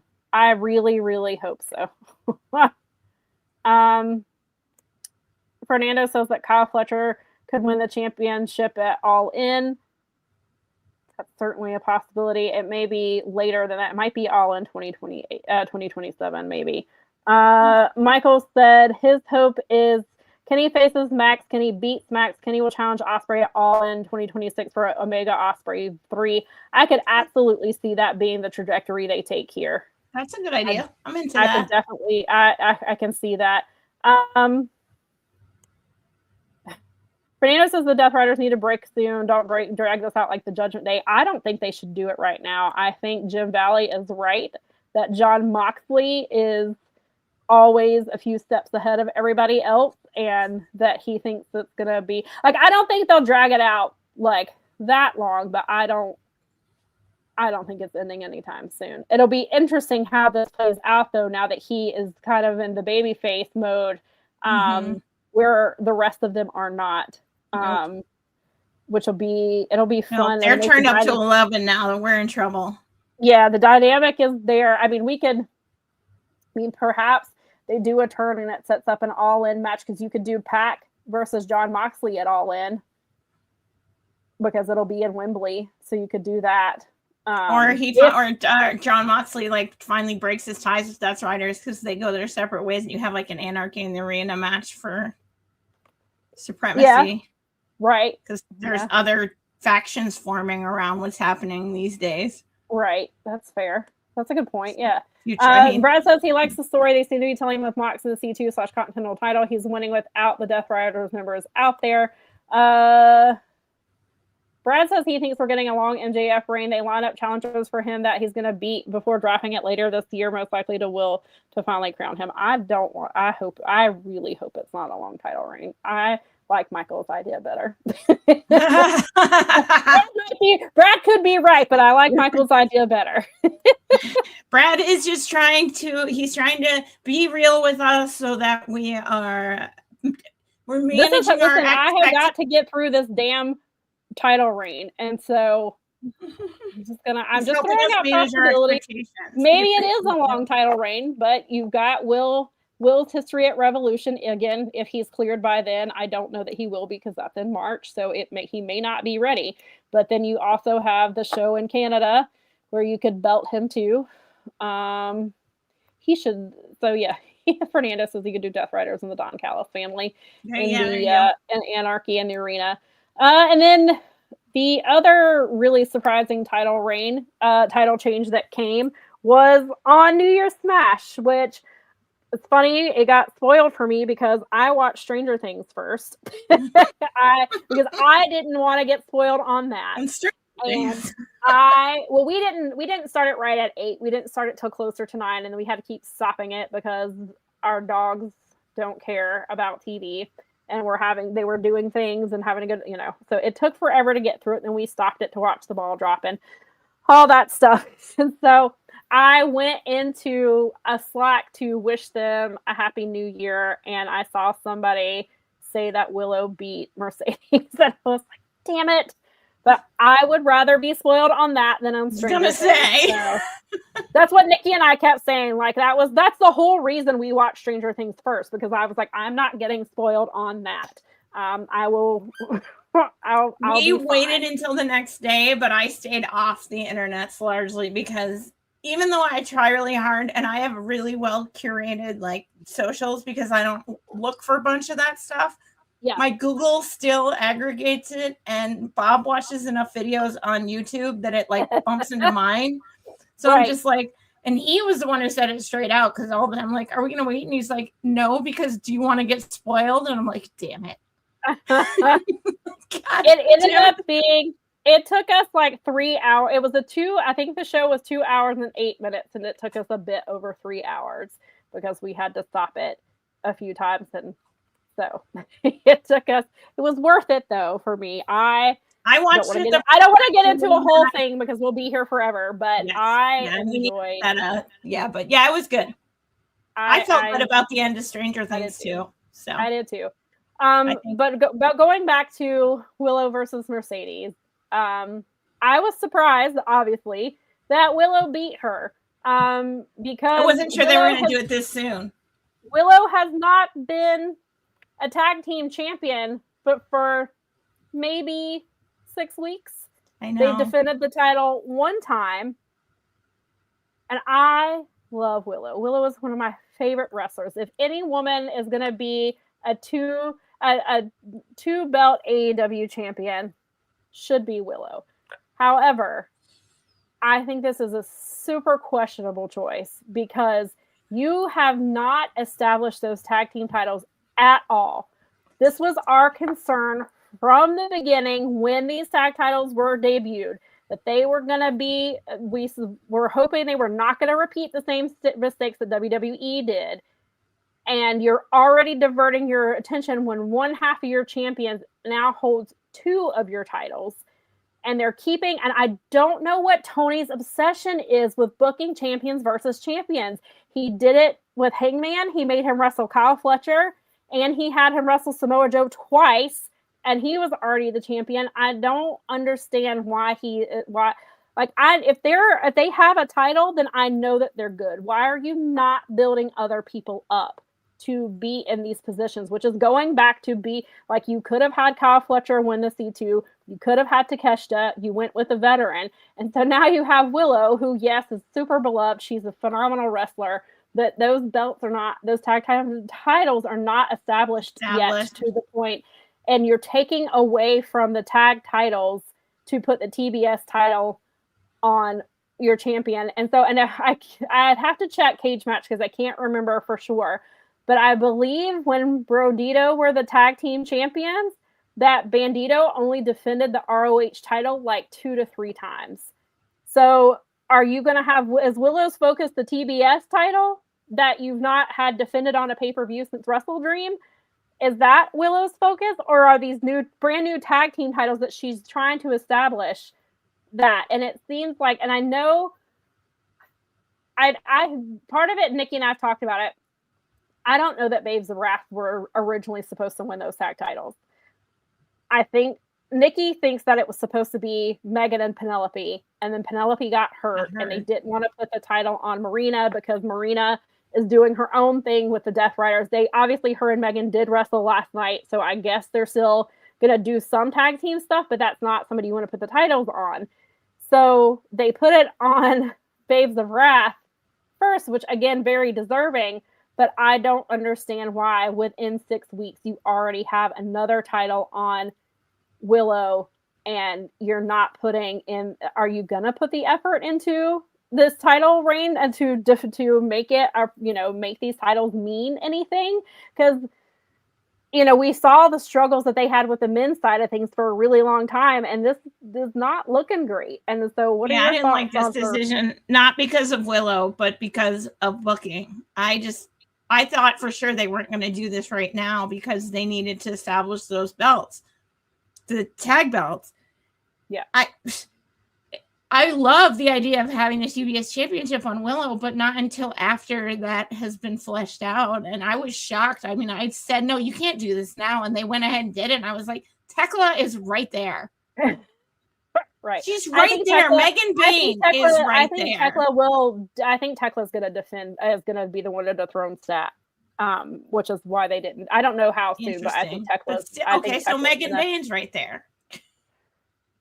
Right. Athena is right there too. I thought that's where we were going with it. I thought Athena was going to take that title from her. That would have been that they were going to do it at Revolution. Athena could drop the ROH women's title at Supercard and focus solely on the TBS championship. And I don't know what we're doing. My guess is that Timeless Love Bombs are winning the tag titles at Grand Slam Australia. Okay. But why didn't you just have them win in the first place then? Why are you having, and I guess there's also the question of there wasn't really any build between Mercedes and Willow, but they do have a history, and I guess that's how it works because Willow, obviously, Mercedes was supposed to win that Strong Women's Championship. She called the audible when she got injured so that Willow won that title. Willow was the one to lose the TBS Championship to Mercedes. She was without it for 484 days. Mercedes is the longest reigning TBS champion.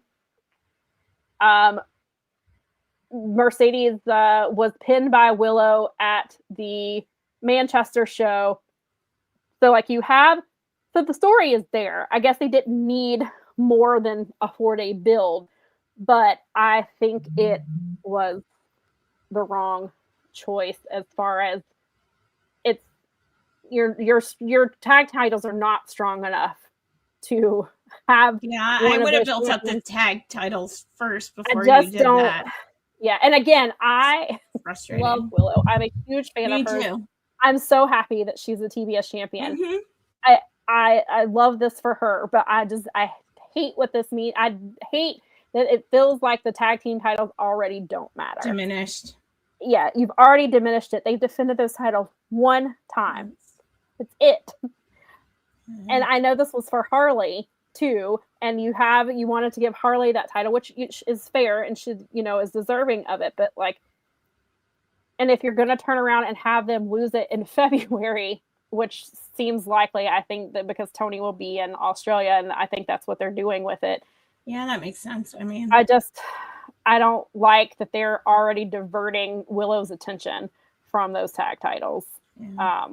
And I'm concerned that the things I was worried about are already playing out. And we're like, 6 weeks into having those titles on somebody. So it's just really frustrating to see.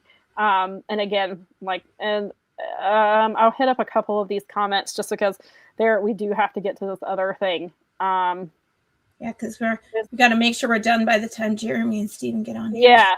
So, we are booking too many double champions right now. It's not special anymore. I mean, it's one thing when you're doing the 14 titles, but then doing the thing. Laurent says that it isn't really surprising. It's a bit disappointing that they didn't do it on a pay-per-view and that we didn't get a lot of story leading up to it. Just the match announcement. The crowd was electric. I mean, part of that is fair. It diminishes the tag titles. That's my whole problem with it. Agree. Yeah. It's not promising for the future relevance of the tag titles, and I feel like they could have built it much better, but hey, it's Willow, so I'll take it. I think that's what's kind of easing the blow for a lot of people. It's because it's Willow and she's so beloved. But it's not saying a lot for the titles itself. And Fernando says that Ty J or Sisters of Sin should have won. I don't think they put it. Ty J, I think, weren't going to get it anyway, but now that Anna is exploring her options as well, they're not going to put a title on her. Nikki says that she absolutely loves Willow. The double multiple champions are fun, but it's not fun when you constantly do it. They have a stacked roster, build up your other talent, which is where I'm at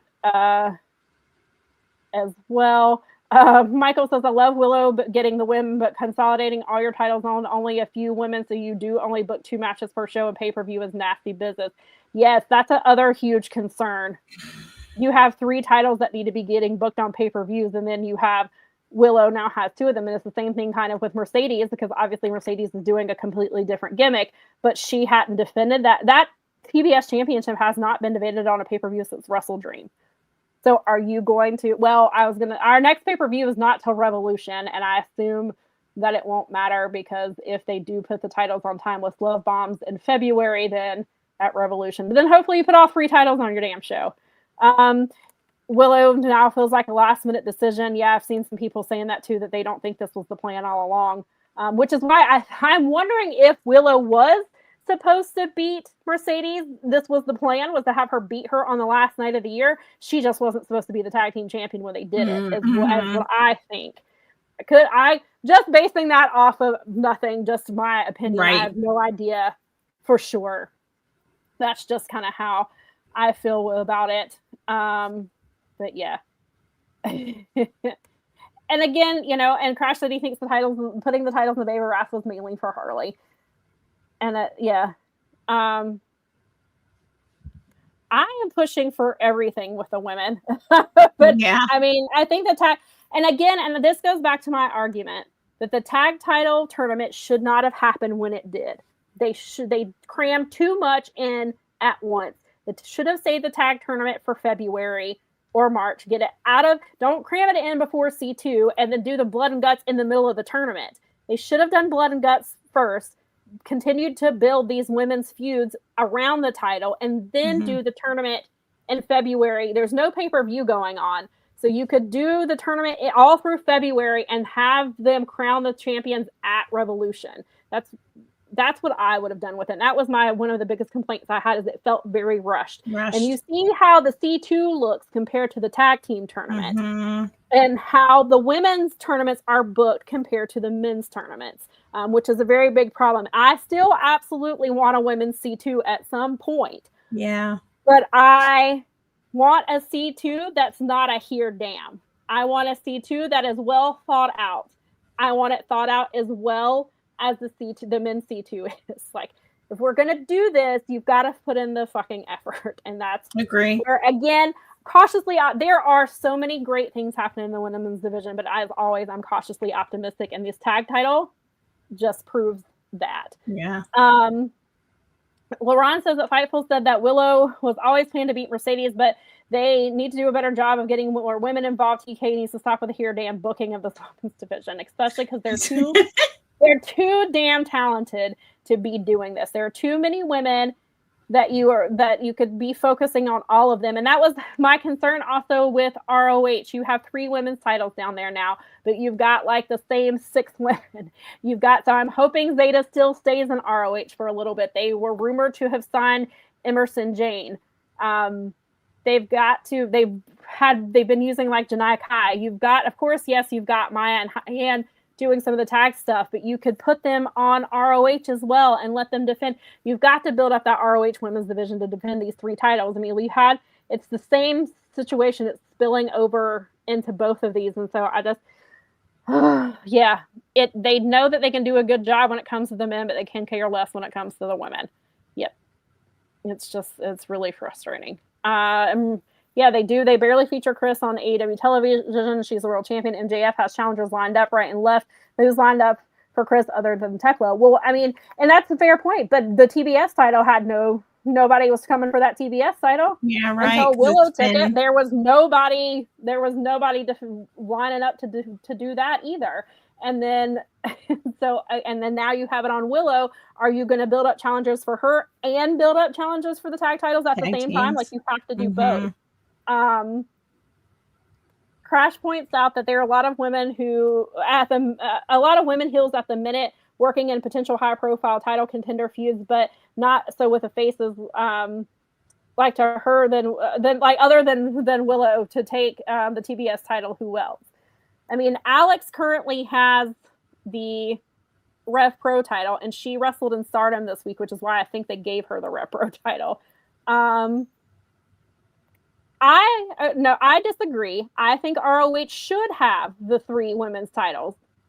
They could have had a TV deal, but Tony said no because it wasn't the right deal for him. I think the money was not right for him. I'm just speculating, but it's not that. It's they don't have the women to do these titles, and so they've got to. He has all these ambitions, and then he doesn't have the follow through.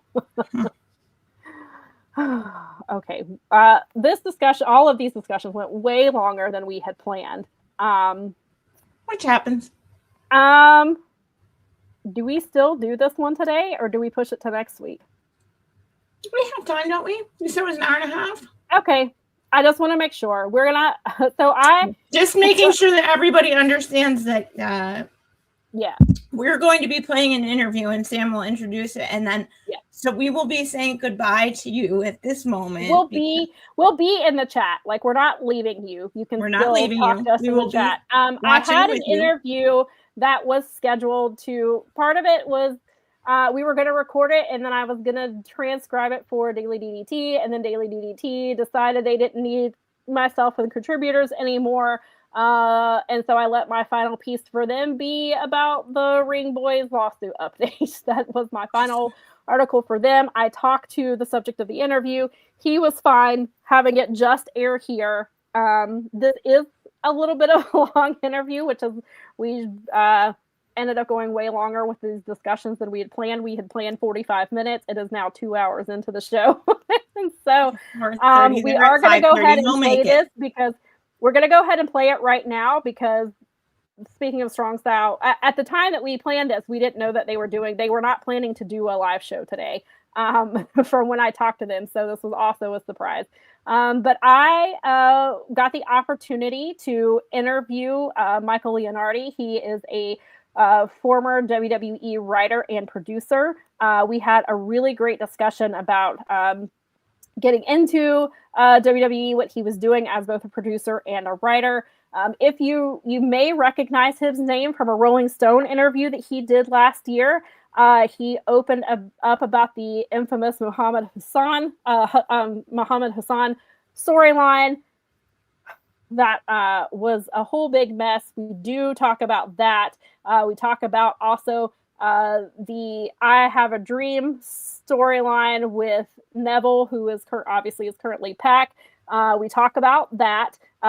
He also talks about working under Vince McMahon versus Triple H and kind of their styles, things like that. And then we talk about, kind of what he's doing now. And so it was a really fun discussion. Michael was really great. I hope that you guys stick around. Like I said, it is on the longer side, but hopefully you guys will enjoy it. I'm going to go ahead and see if I can get this here. So we'll show you guys this. We will be sitting in the comments with you guys if you have questions for Sam along the way. And we will also be posting this later on as well. But we are going to seeing us. You will see us again next week at 1 p.m. Eastern. On the live feed here. Yes.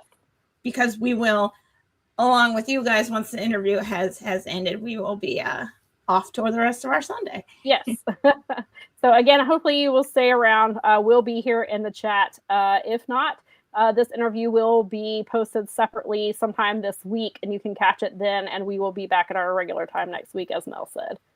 And make sure that you check out Jeremy and Steven at 5:30 p.m. Eastern after this. So if you just leave us on, you can just watch back-to-back. Awesome. Sorry. Oh, crap. I think I removed it. Okay.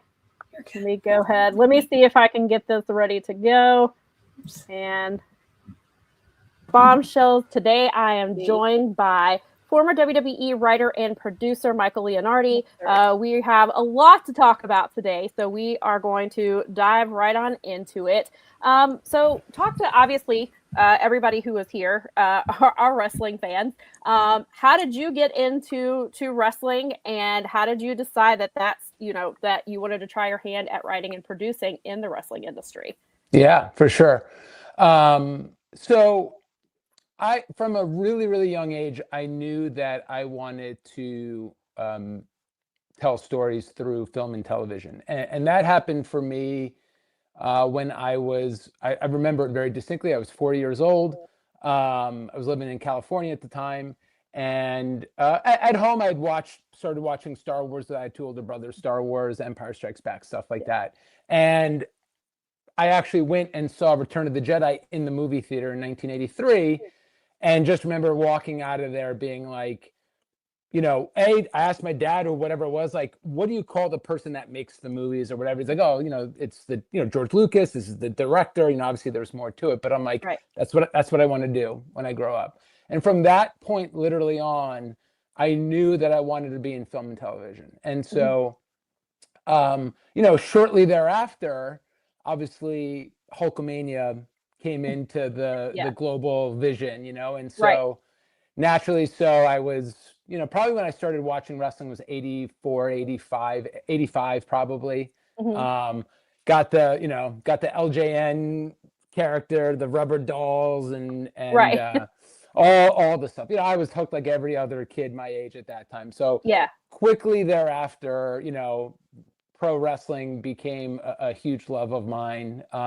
And like a lot of other people as well, when we got into like the early 90s, started to drop off a little bit. I was also going through my teenage years, a lot of other things going on at that time that drew my interest. So, but I always loved, telling, doing film and TV stuff. I would make movies with my friends when I was younger in high school.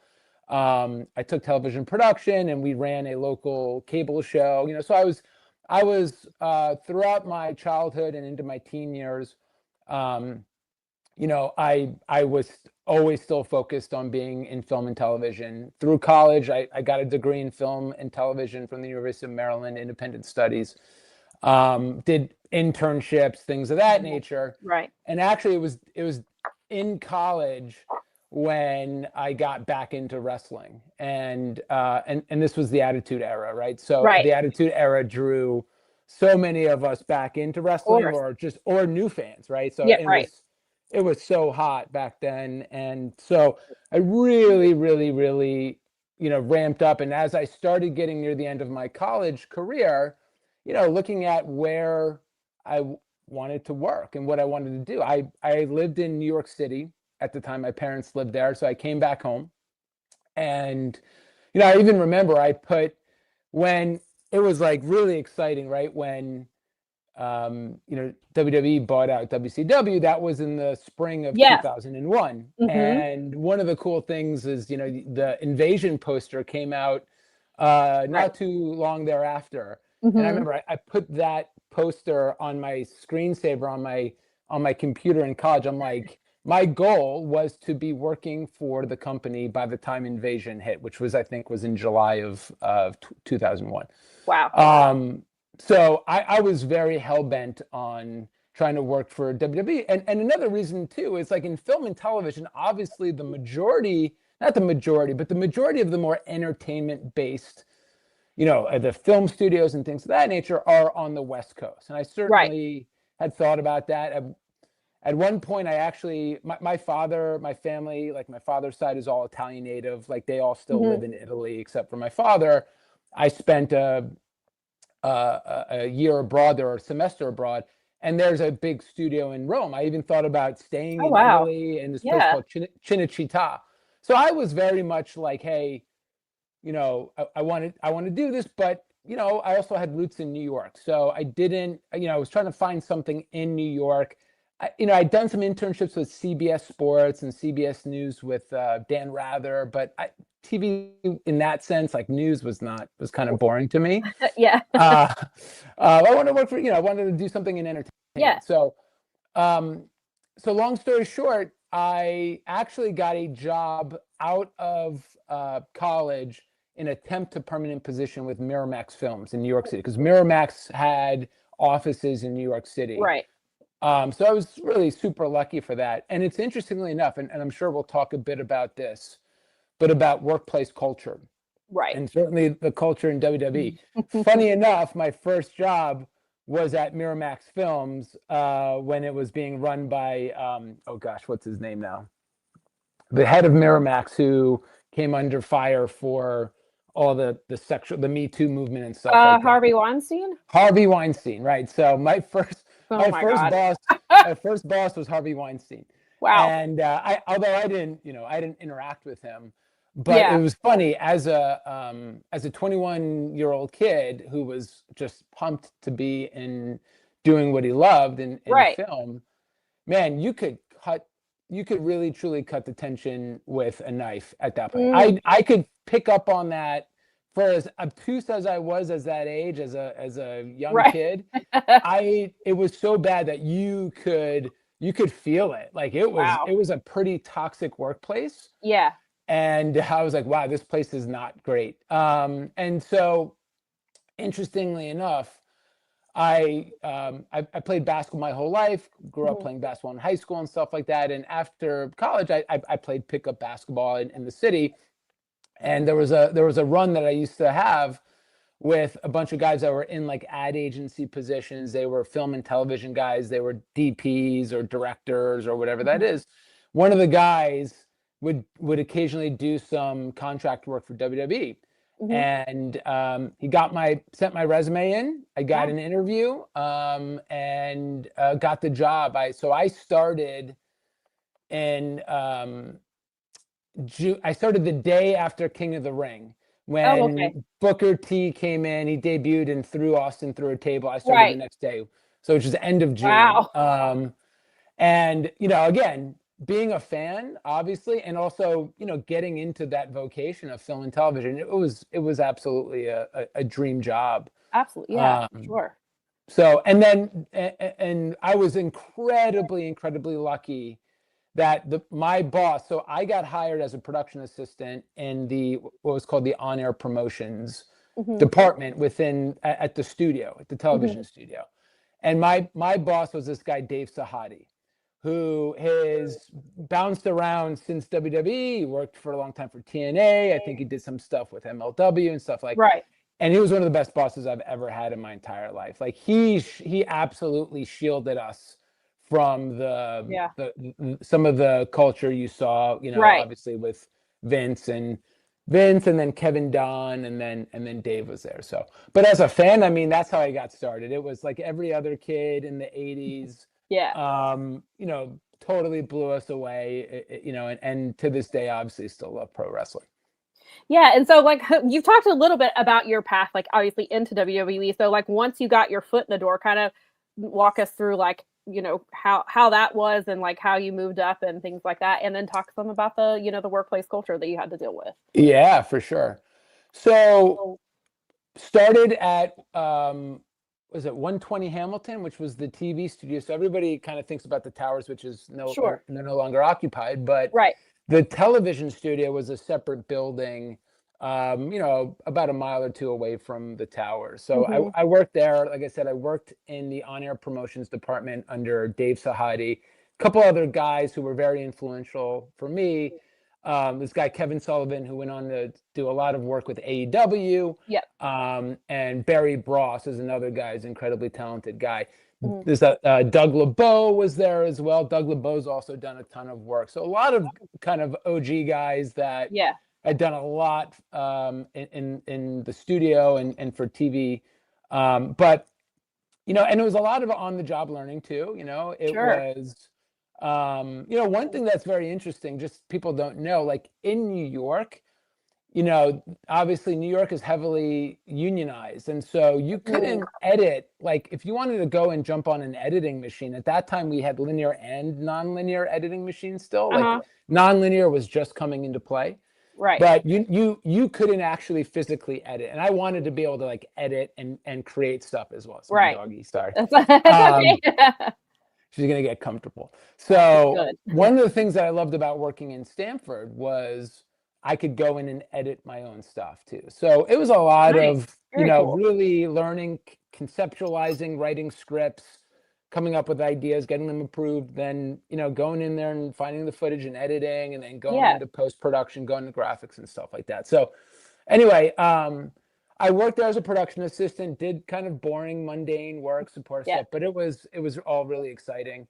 And then, the on-air promotions department, I was really lucky because we got to do like really fun projects. So the on-air promotions department was really responsible for a bunch of different things. One thing was anytime there was like an upcoming pay-per-view, we would produce the promotional video for that pay-per-view. Now, back in the day, when it was all pay-per-view, you would have to give them a video like months and months out. Like I'm talking maybe 3 months. Wow. Away from the actual date. And so like we don't know, there's no storylines yet. You can't give away anything. You can't. So, you have to come up with some more general themed things. And this is where we got a lot of like really fun videos. So any of the like old SummerSlam barbecue videos, or like you have Brock Lesnar F5ing a shark in the beach. Yes, right. There was a great one for Survivor Series that I was just thinking about when John Cena was really, really young. I got to hang out with him in Mount Vernon, New York. We did this thing around football because it was like a football motif. So like we got to do these really fun projects where it was, we bring in talent, we do some really kind of, and Dave Sahadi was kind of known for doing fun, different like comedic things. Right. He was the one that did the one at the towers where, it's like they're like walking through the office and someone gets thrown through the glass, the conference room glass, or whatever it is, like those types of videos. Right. Okay. Yeah. So from there, we would do that. We also were responsible for vignettes, and that's where a lot of the kind of the Muhammad Hassan stuff comes from, because our department was responsible. Anyone that was coming in that was new, either an up and coming or somebody coming in from WCW or whatever that was, whenever we had to do whether it was mysterious vignettes or we were also responsible for those as well. So we would do like promotional pay-per-view videos. We would do character vignettes. We would also do like the cold opens for the pay-per-views, not for the shows themselves, but for the pay-per-views. So Honor Promotions did actually and had its hand in a lot of different projects at the end of the day. So I did that for a few years. I was lucky enough that I got promoted pretty quickly. Once Dave Sahadi left, and we had John Gaborik, who's better known as Big. He was the original guy that was part of the Tough Enough series. He ended up coming in and managing that department, and I was promoted to associate producer, and kind of my roles and responsibilities continue to increase, where I spend more time on some of these projects, either spearheading them or assisting in some way. And that was the role that I served up until 2005 when I left the company.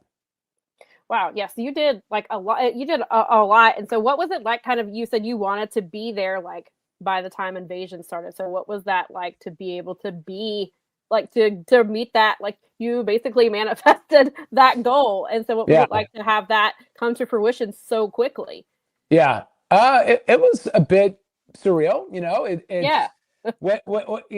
it's like when you're hell bent on trying to do something, you network, you make calls, you do whatever you can to get it. And I just was very lucky. I mean, I had the requisite resume. I went to school for that. Yeah. I had done a lot of really great internships and stuff. So I was just lucky enough, right place, right time. But to be able to, as a fan, it was surreal. And really funny side story, as you just kind of note this. And this is like a whole conversation about, I've heard people talk about this in the past, about like having like marks in the business. I'm like, right. They're all like, all the wrestlers are marks. They were all marks. Right. They were all fans, Yeah. I think I remember Big Show, I think famously said at one point about like, the trouble about having marks in the business. And it's funny, like, most of the wrestlers, Big Show is obviously a very unique talent, because he, part of what brought him into into wrestling was because of his sheer size. He wasn't necessarily a fan growing up, but we're all fans. You better be a fan, obviously, because you need to know the product. Really, right, exactly. That's you want people, because if you have, I mean, sure, there's people from the outside who can add entertainment value, but if you don't know the product and you don't have the background, then you're not going to be able to, I think you're not going to be able to connect with fans in an authentic way. Correct. I agree 1,000%. So, but the side story was, when I first came in, we had this room in the studio called the tape room, which was really quite literally all where the like if we're doing any kind of satellite stuff, if we're kind of sending stuff off to UPN or ingesting things, it's where everything got brought in, archive-wise, video-wise, stuff like that. Right. And there was a guy in there, I remember, his name was Steve, and he used to call me Mark. And I'm like, my name's Mike, and it's like, but he kept calling me Mark, and I didn't pick up on it for like a month that he was obviously ribbing me, just calling me Mark all the time. I'm like, and then I finally got it. I'm like, oh, I see. Like, because, and the point was like, I did my job. I was never inappropriate, but like, of course, you love what you do. Like, it's like, you're doing your job and getting to like be in wrestling. Yeah. Getting to interact and work with like every wrestler, that you can imagine, was amazing. It was surreal. It was a dream job. Yeah. And what were, I think some of the things that we kind of hear like with these jobs and things like that are the hours. So what were the hours like, especially when you're getting ready for a pay-per-view and things like that? Were you working like in like 12 and 14-hour days? Oh yeah, for sure. And like, it's funny, we always ate dinner there, like in WWE, the studio would buy us dinner if we worked late. So, and everybody worked late, honestly. I would sleep there a lot, because especially, so one of my jobs was logging the shows as a production assistant. One of the things you would do is you would log the shows real time for sound bites or for shots that you thought were just like an awesome shot, right? So I literally had to be there with a pen and pad for 2-3 hours and just literally write the time code and write the shot. And so I would oftentimes, when it was Raw, the show ended at 11. I lived in New York City at the time, so like commuting back and then parking, getting to bed, and then just getting back up and getting back to work. I'm like, I'm just gonna sleep here. So there was a little known, there was not a secret, but in the studio they had like they had a place for makeup, like when people came in, because we had a studio, people would come in, and so there was a makeup artist there on call who wonderful woman. And it just so happened there was like a little room off of the makeup room that had a bed, a TV, and a bathroom with a shower. Wow. And so we knew there's certain days we knew when like Chris Lawler, who's an amazing, amazing producer, he was the head of SmackDown. He was the SmackDown producer. He would sleep there because when the tapes came back on Tuesdays, you know, he'd work all night, right? So we knew like there's certain days you don't take the room because, you know, Chris needed it or somebody else needed it. But yeah, when I could, I would sleep there. I'd sleep at Monday night and then, you know, bring my stuff, shower, and then just I'd be ready for work in the morning. So, but yeah, we'd work. I'd say we average probably 60, you know, like 60 hours more or less. It was about 12-hour days for the most part, but it was fun. I mean, like for most of us, it was enjoyable stuff. So if you love what you do, you know, it's not that bad. So yeah, that's good. Do you have like a favorite story that you worked on or a favorite vignette or any like package or anything like that? Oh man. Well, I want to say, first of all, there's so many people. There's so many talented people that don't get like acknowledged, in my opinion, in the studio. Like there were so many amazing people. And the reason why I say this is one of the things I'll tell you that I didn't work on this one, but I'll share a couple that I did work on. But like Adam Panucci, he was the head producer for Raw. He's still there. Adam is an amazing person. Chris Lawler, as I mentioned before, so talented. Heather Mitchell did a lot of the home videos. Rob Sanguina, Chris Argento was the audio engineer who had done any video you've seen that you love. Like he put his hands on it.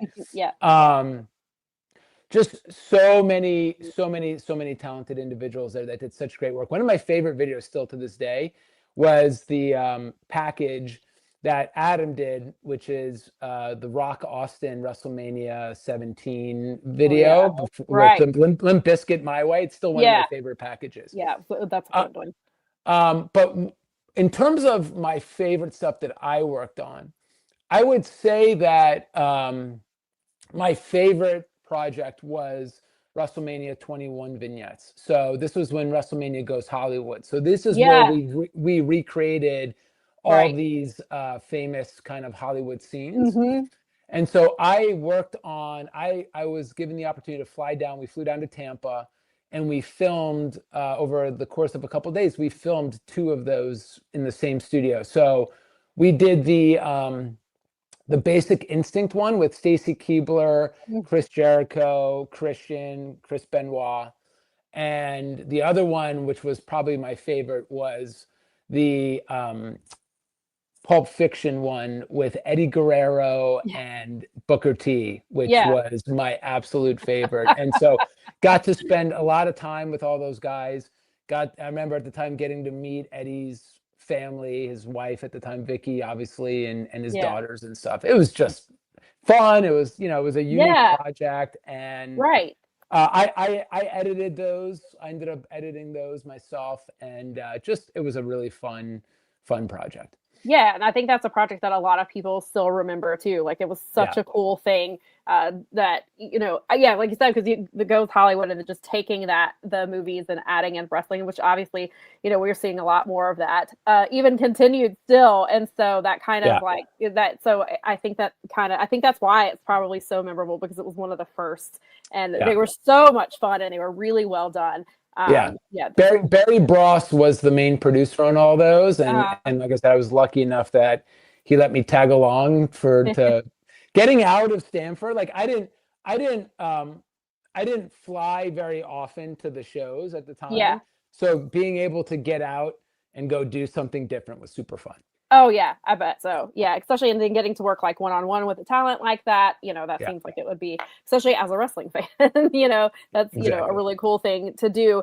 And so obviously a lot of people are probably familiar with the Rolling Stone article that came out where it talked talked to various writers for WWE and a lot of topics that came up. And you know, I think most people who did read it, they know about the Muhammad Hassan storyline. And then there was also, I believe you were also involved in the storyline with Pac, who was at the time was Neville, about some things that he had to say. So for the people who may not remember that, can you kind of touch on that a little bit? Yeah, sure. Yeah. So two very different roles I played at the time, right? So I'll address Muhammad Hassan first. So yeah, kind of as I mentioned, obviously our department was responsible for the vignettes. So at the time, Barry Bross is again, who was what I would say my mentor and my kind of more immediate boss. He was tasked with producing the Muhammad Hassan vignettes, and I forget how many we did eventually, maybe like 4 or 5 or something like that. And so I was part of those vignettes. I was there as an assistant, associate producer, whatever, and helped out. I don't remember if I edited any of it or not. I was actually in it. I'm the TSA agent in one of them. Wow. If you go back and you see the bald guy that's like patting him down, that's me. Little Easter egg. But so, it was, and I think obviously the Dark Side of the Ring, I was asked to be on that and kind of tell that story a little bit more in depth and be a small part of it.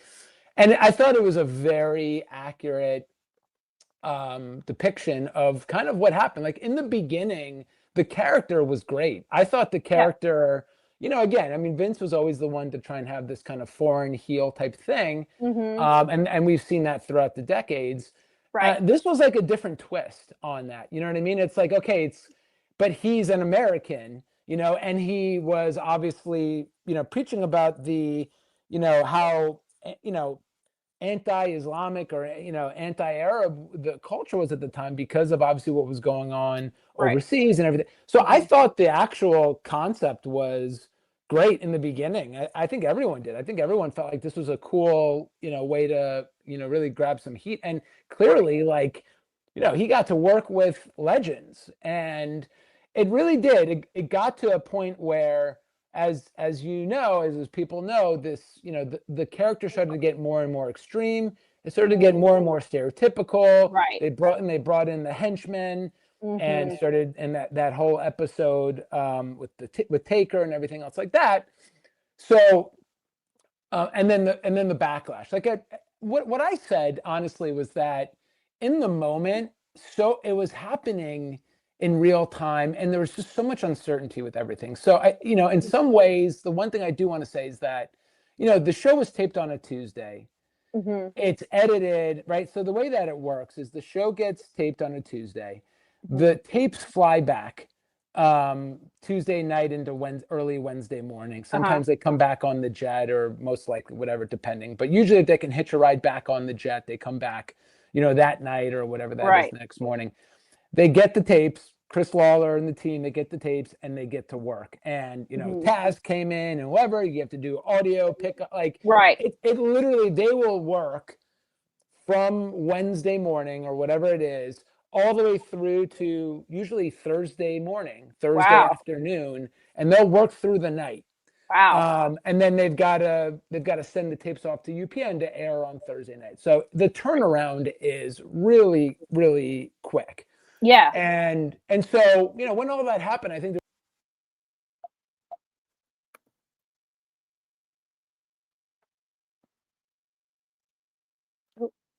there was just a lot of uncertainty. They weren't sure what to do. And, like if it was a really major tragic thing, in the sense that not saying it wasn't tragic, but if it was so big, they would have figured out something, in my opinion. Maybe they would have cut it out and done something else, but they made the call and it was what it was, right? It was a tough call to make. But what I think bothered me was thereafter, like the week after that, it really, you could see it kind of blew up. And, there was a lot of pressure to be like, I know, I think UPN said he couldn't be on screen or whatever that was. Wow. And it just felt very much like we were, like real human lives were lost. Like this was a really big deal. And we're kind of leaning into it more. And so I was given so again, as part of our department, we would do the commercials for the pay-per-view. So like I mentioned before, when we were 3 months out, we didn't know what the storylines were. Exactly. It would be this like generic thing. Sure. When we did know the storylines, we would then produce, a 30-second spot or 60-second spot highlighting one of the matches. So for that event, usually there's probably about three commercials we'll make, 3 matches that we want to highlight, more or less, right? Right. And so I was assigned the Undertaker Muhammad Hassan one. And I was just like, man, I don't want to be associated with this. This is wrong. This is bullshit. This is whatever, where I think we're taking it too far. And I said, look, I kind of just was like, I'm not going to do it. I'm sorry. Like, give me another package. I'll do something else. I don't want to do this one. Right. And they did. They gave me Eddie Ray. Which was awesome, which Dominic was in it. This is when they were kind of going around whether Dominic was Eddie's kid or not. Right. This is so cool now, right? Because, how great that Dominic is doing. Yeah. But they gave me that. So I ended up producing that one. Mm-hmm. But then I was demoted. And I was not, I'll tell you this too, when John Gabor came in, it was a pretty big adjustment for all of us, I think. And so I think I got along with Big, but I didn't love his management style, and I was young too, to be honest. I mean, Big's a good guy, and so I was probably a little also already like a little fed up with some of the stuff that was going on, and there was a lot of other things I'm not going to get into. Right. So part of that also was like, not only was I fed up, but I was like, I'm not doing this. I'm sorry. Give me something else. I got demoted. And to me at that point, I felt like, this wasn't anything that came down from Vince. Vince had no idea in that sense. Right. I don't even think Katie did. This was probably within our department. And I was like, you know what, I'm not good with this, whatever. And then eventually once that happened, I got demoted. Mm-hmm. And then, once UPN came down and, basically put all this pressure and they killed the story.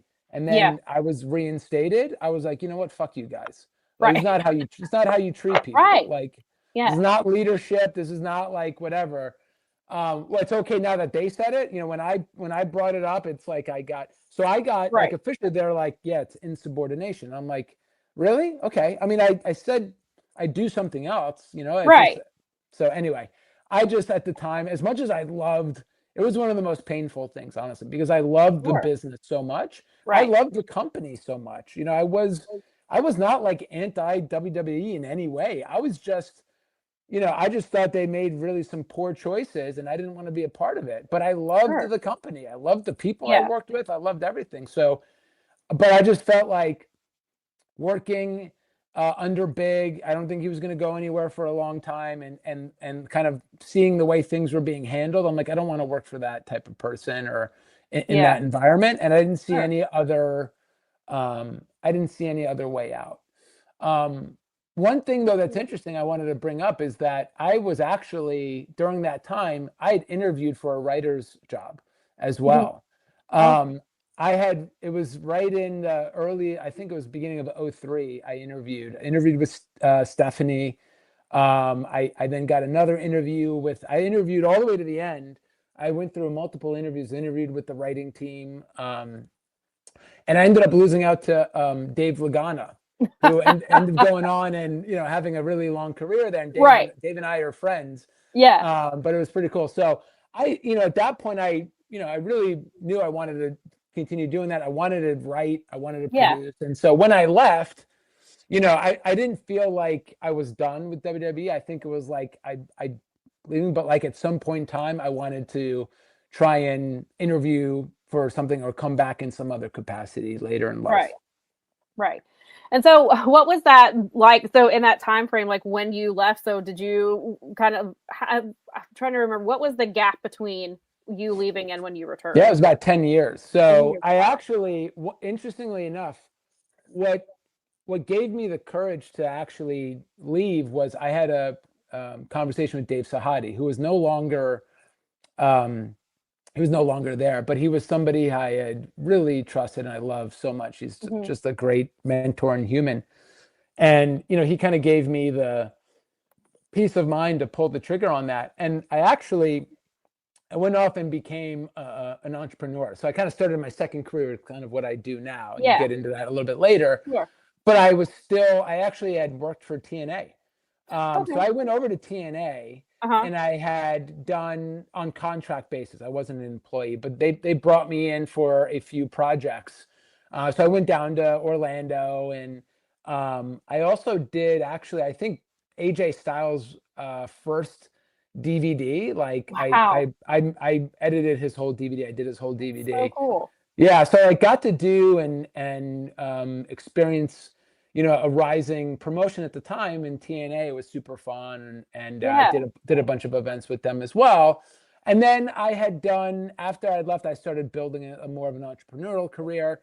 I had at one point partnered with Barry Bross as well, and we were doing videos as well. So we were kind of like almost like a production company. Yeah. And so I'd done some random projects, and like try to keep my, the weapons kind of sharp, and took on editing jobs here and there, or some small production jobs, did some other DVDs and some of the other industries. But I was during that time, I was building businesses basically, and I worked primarily in health, fitness, mixed martial arts. Right. So I did a lot of stuff in that. Yeah.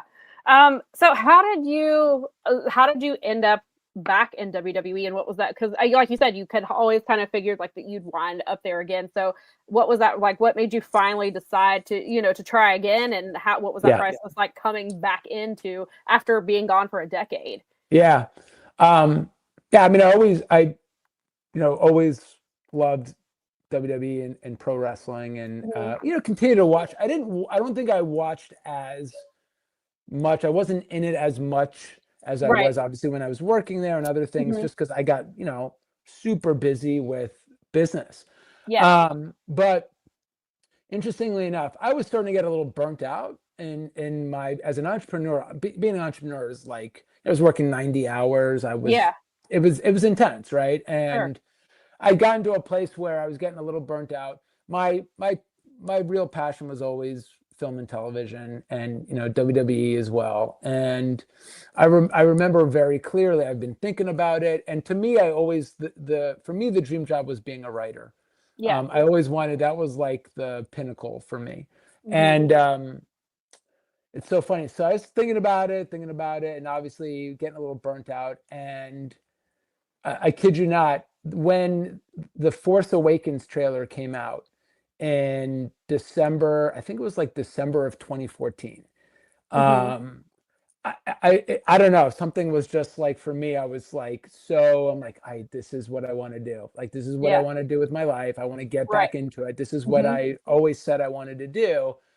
And that prompted me to reach out to some friends. I keep in touch with a lot of people.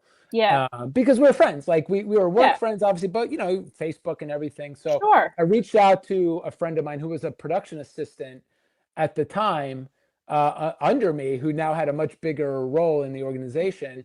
And he sent my resume in and interviewed.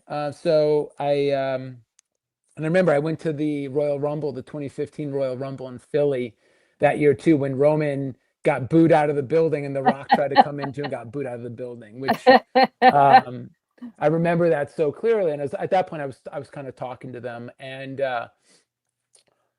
interviewed with. So I had to write a treatment. I basically what they had me do was they wanted me to write what I would do with the storylines. What would the finishes be, and what would be the storylines for the next 3 months post WrestleMania 31. So. I remember writing that. I still have that. And then I interviewed with Dave Kapoor and Ed Koskey, and obviously also interviewed with HR and stuff like that. And at first they told me that they had found somebody else, for the job, but they wanted to stay in touch. And then like 2 weeks later, they're like, we want to hire you. Wow. And what had happened is one of the guys. So the guy that they gave the job to was Jimmy Jacobs. Oh, so Chris Scoville, who's one of my favorite people in the world. He's an awesome individual. So Chris got the job. He came in like right after WrestleMania. And then this other guy, Kerry, who was one of the writers and backstage producers, ended up, I guess, resigning. And so another position came up very shortly thereafter. And then they hired me. So I started in like April of, after WrestleMania 31, like April of 2015. And you were there for how long after that, when that stint? I was there from April to like end of January of 2016. So 10 months basically. Okay. Yeah. And so what kind of, like, what other stories can you share from your time in WWE? And, you know, and can you shed a light on like what it was like working with Vince McMahon? And we did kind of talk about workplace culture back in the beginning, but like, can you touch on, you know, some of that as well? Yeah, absolutely. So, you know, the writer's room, you know, and I don't know how much people know or don't know. And obviously things have changed over the years. So the formats and everything are different. But I can give you an overview of like what a typical week was like, stuff like that. So, you know, at the time, and all this has changed, I'm sure. At the time, they had two crews. They had the home crew and they had the road crew. And so the home crew were a group of writers that never left the writer's room. They stayed in Stamford. They worked on stories and other things, and they never traveled. And then you had another section of writers that, you know, would then travel as well to the locations, and they would write and produce the shows, right? And when I say produce, I mean produce either basically there was two kind of things. There's either in-ring segments, and so they're writing and producing and working with the producers there, and then there's everything backstage. So, you know, interviews, locker room, just hallway, you know, like anything like that. So the way that it worked is, let me think about. So, and obviously at the time there was no split rosters.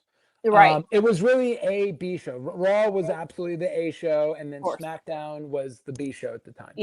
And so what would happen is, let's say once SmackDown was over, people flew back, you know, Wednesday they'd be already prepping for the next week. So Wednesday they'd already be in the writer's room, they'd be coming up with, you know, some of the stories and ideas, and they'd start to usually one of the things that we do is they'd start to put together all the segments.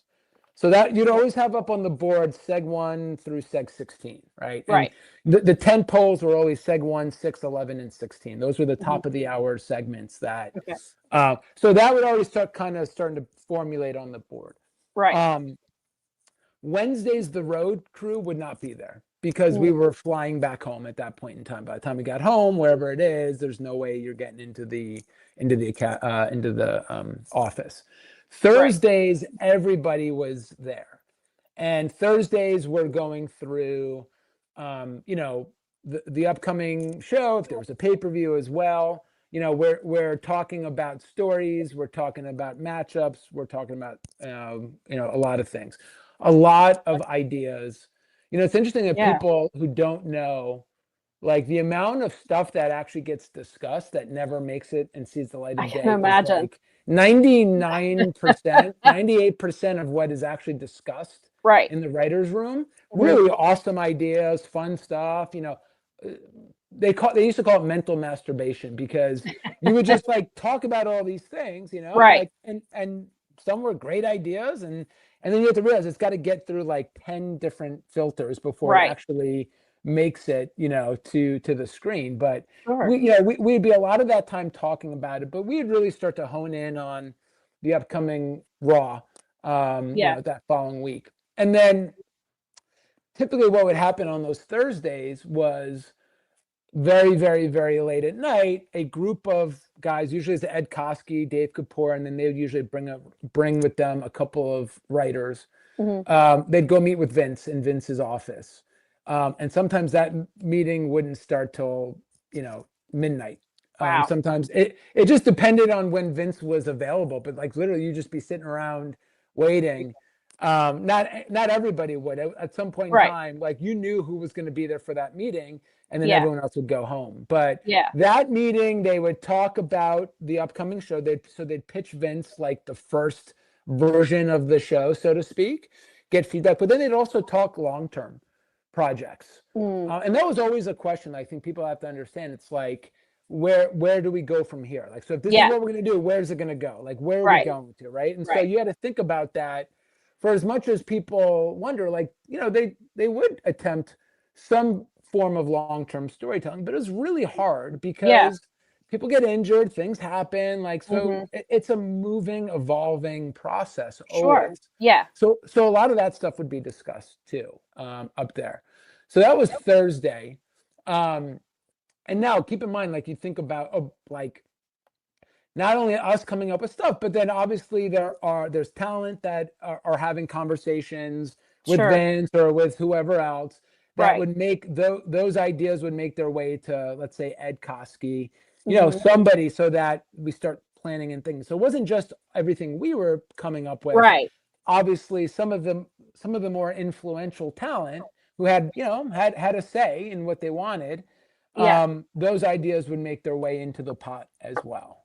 And then Friday we worked from home, typically, at least the road people did, and we would just have to wait to get our assignment. So what would happen is we would then, once Thursday happened, then they'd start writing the show, like Friday morning, and we'd get assigned, everybody would get assigned, for the most part, a segment. So we'd write an initial draft of that segment script on Friday, and then we'd have to get those, we'd have to get that in by the end of the evening. So literally, I would be with my family. It's a Friday. We want to go out to dinner, and I'd have to be like on call. I had my phone, I had my thing, and like if I got the email like, here's your assignment, I had to be like, we got to go. Like, I got to go home and just start writing, because that's just what it was, which is fine. I mean, so you'd write the show, we'd write those scripts, we'd get it in on Friday, and then they'd clean it up some more. The head writer would usually work on and clean it up. And usually there was two head writers, one from the home team, one that was kind of on the road. Right. That writer, would go through edits, and then a version would come out usually Sunday. And then, Monday when we hit Raw, we'd have our production meeting, we'd go through it, it would get a ton of edits. And then more edits, and then more edits, and then we go into production, right? We go and start shooting stuff, pre-tapes, things of that nature. Raw ends, we jump in a car. If it was more than like 3 hours, if it was like 3 hours or so drive to the next city, we would we would rent cars and we'd just drive, If it was like 4 or 5 hours, they'd get us a bus, because it's just basically you're driving through the night, to wherever. So they get us a bus. We go to SmackDown. Sometimes Vince wasn't there for SmackDown. He would fly home, and it's like tells you what he kind of thought of it. Sometimes, I guess, like and he also probably were giving. This is when Triple H started, taking the reins on those shows. Brian James would be the person who kind of led those meetings sometimes. And the dynamic was so different. The culture, and I can talk about that in a bit. But same thing with SmackDown. We taped the show. Usually at that time we had a little bit of time. We'd grab a bite to eat after the show somewhere, and then jump on a plane the next morning, Wednesday morning, and go back home. And that was a week, essentially. Wow. Yeah. Would have been a lot. So sounds like a lot of hurry up and waiting type of thing. For sure. Yeah, for sure. There definitely was. Yeah. And so did you have any, and there's always been talk about how, and I don't know if this was something that you had to deal with directly, or if this was more for like the head writers, where you'd like a show would be written and then Vince would come in like last minute, like hours before the show started, and start over or take things out. Was that something that you ever had to deal with? That? Oh, yeah. Oh, no. Because usually by that point, you're at the show. Right. So I dealt with that, because I went on the road very quickly. And so I was on the road team. I think I spent a week or two on the home team just getting like situated. And then I was on the road team. So my the role of the writers on the road is a little more expanded. So we would go into the production meeting. Usually that meeting was around noon or so on that Monday. We'd go through the whole script. So like it'd be like at the front would be like Ed Koskey, Kevin Dunn, Vince McMahon. And then when Triple H was there, Triple H would be there as well.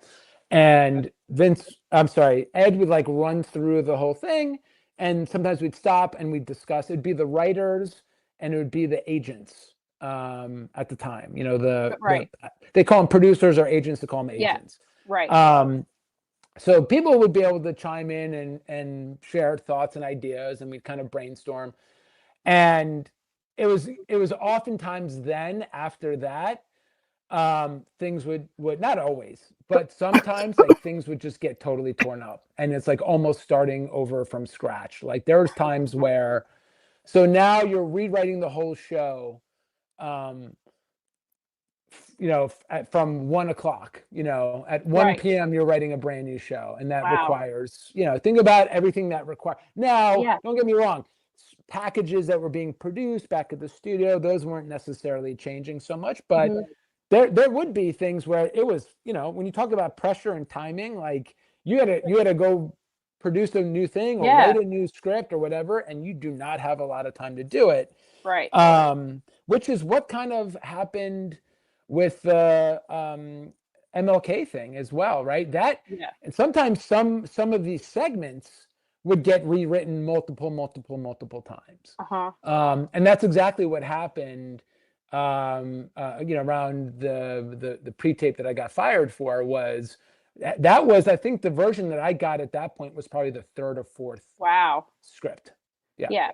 And so can you, for our viewers who may not be super familiar with that, can you talk a little bit about that story? Yeah, for sure. So basically, so again, going back to our roles real quick. So the writers we would write. And so the day of as well, when we were on the road, we would also write, but we were also producing and directing. So you served multiple, we weren't just writers. We actually were producers. Yeah. So for me, I worked and I handled the backstage segments with, and so did a couple other guys, but the two main guys were myself and this guy, Darren Chiappetta. And some of the other writers did too, because there was a lot of segments. We couldn't do them all. Right. But I was mainly backstage. And it's interesting, like what you would see is like, usually there were the guys, the writers that handled the Seg 1 in-ring promos. They usually, you know, they were there the longest, they were the most trusted. You know, there's guys that are still there today that did that. Like, and you'd find that certain guys and certain talent would like to work with certain writers as they built a trusting relationship. So like John Cena would work with this guy, Ryan Ward, who's still there to this day, amazing, talented guy. This guy, Mike Kirschenbaum, did a lot of the Seg 1 stuff, worked a lot with like Seth when he was coming in, stuff like that. So like I would do a lot of the backstage stuff. And so basically the story is that it was January of 2016. It was Martin Luther King Day. We would always do, you know, special tribute and stuff to Martin Luther King. And again, this was one of those days where a lot of stuff got ripped up. And for me, you know, basically we know who the talent was. We knew where we were shooting, but we also, there was only so many camera crews as well, because we were shooting multiple, you know, there's multiple things that need to be shot backstage. And there's only so many audio and camera guys and stuff around. So we have to wait till one thing is done so we can grab them and come over here and shoot this one and things of that nature. So very, very hectic. So I had gotten the script. By the time I had gotten the new script, we were already basically out of time. This thing had to be shot like very, very fast. And and so I got the script, and the script called for, it was a 8-man tag. It was Neville or Pac, you know, whatever you want to call it, but it was Neville. It was Titus O'Neil, Mark Henry, and Truth was the tag team. And the script said very clearly, called for Neville to be like, well, I've got a dream too, and my dream is to win the Royal Rumble or whatever that was. And again, I saw that. I'm like, oof. Yeah. It's a little tone deaf. Yeah. Neville came up to me. He's like privately, he's like, Mike, he's like, man, I can't say this, dude. Like, this is, this is not going to come off very well. Right. And certainly, Titus and Mark Henry. And I think like, it's funny, like, because it was shot in like a locker room, but it was also used as a locker room for some of the guys. So I remember some other guys were there. Right. Like Dustin Rhodes was there, at the time he was, still Gold Dust, right? And he's like, yes, this is fucking, this is whatever. Everyone's like, look, this is terrible. Right. And we did not have time to go back to get updates and rewrites at that point. It was just like, we got to figure this out real quick. So, like we just brainstormed on what to do. And like, here's the thing too, like the way that I said it is like, look, if you wanted Neville to be a heel, that's perfect. Like, that's what you say. Right. Like, if you wanted to be, but he's not a heel. He's a face. He's supposed to be a good guy. You're supposed to like, and like, Mike, that's a great line to use for a heel. Like, that would be like beautiful. And like, we got, this white bread Neville guy saying this stuff. I'm like, this British guy. I'm like, this is not good. So anyway, I think it was Truth that was like, basically like, what if I say it? What if we make this kind of fun, and Truth is an absolute legend, such a professional, so good with comedic timing and presentation. Yeah, absolutely. He's like, what if I say it? And everyone's like, I think that works, like, let's try it. And so we shot it that way. My boss was there, Dave Kapoor, who he was my direct report. Like Dave Kapoor was the showrunner. I reported to Dave. Dave was there. Dave didn't seem to have any problems with it at all. But after we were done shooting it, he was like, hey, do me a favor. Like, I think you should go down, tell Vince what we did, give him a heads up that we had to adjust the script or whatever that is, because you should. I'm like, totally get it. Absolutely. Sure. So I went down to Vince to share, with him. And I've told the story before, but he's in Gorilla. He's got headphones on. I'm like, hey, Vince, just wanted to share with you this thing, blah, blah, blah, blah. Takes off his headphones, turns to me and says, so you didn't give me what I wanted. And I was like, yes, sir, I'm so sorry. I took responsibility. I said, we thought this was much better, blah, blah, blah, whatever. And then he just laid into me and just kept, yelling at me. And I'm saying, yes, sir. Yes, sir. And I'm trying to be respectful. I'm like, yes, I'm listening. I'm learning. Yes, sir. Like, and that pissed him off even more. He was like, you're not listening. You just want to get out of here. You're just saying that so you get out of here. And I'm like, what do you want me to say? So interestingly enough, he won't remember this, but Road Dogg was right behind me in Gorilla waiting to talk to Vince. And after he's done just torching me, I turn to walk out and Road Dogg is like smiling, laughing. He's like, what do you do? Like in the way that he knows he's been there before. He's been like, we've all been there before. It's like, what do you do? Right. So what do you do? Yeah. I went back to Dave and, told him what happened. And he was giving me some words of advice and things of that nature. And then the next day at SmackDown, they gave me an assignment and I got a direct note that said, you do not send this in until every single word on this piece of paper is spoken exactly as it needs to be spoken. Wow. And it was with Titus and somebody else, I forget who. And I think it took us a couple hours because like, this is the thing, like, you want to follow the script. Obviously I am not talking about the benefit, I'm saying that we should be diverging from the storyline, right? Sure. But like guys often will paraphrase, right? They're not going to say every single like consonant, whatever, like, but that was my punishment at the time. They basically was like, but I was probably already fired at that point. I just didn't know it, Right. Because Dave spoke with Vince at some point and I'm sure it was done at that point. So they made me do that project. I remember we were in Ohio, I think like Toledo or something like that. And went home Wednesday, came into the office on Thursday, and I was let go on Thursday. Wow. So yep. Wow. That was it. Yeah. Yeah, it's a really tough thing I can only imagine to have to deal with that. And then, so did you have that a lot with, obviously not that thing specifically, but like with talent who, like, you come to them with these scripts and they're like, well, we want to do this. Like, is that something that you had to navigate a lot? Yes and no. It was normal practice. And it was encouraged because it was collaborative and I, and I think honestly, and I can't say this for sure, but the more experience, the more time a talent was there, the more say they had in their stuff, right? Sure. So when we did get our scripts, like after the first version, whatever, after that, after our meeting, we go back, we make edits, and we have like our first real draft. Yeah. The way that it worked is then I'd get assigned whatever segments I got assigned. I'd get the script. So like I didn't write. I almost never wrote the scripts that I ended up producing that day. Okay. I would just be given. Sometimes I did, but not always. So like you may write a segment, but you're not necessarily producing that segment. Oh, okay. So it wasn't like you didn't always like produce the segments you wrote. It just wasn't. Gotcha. It didn't work that way.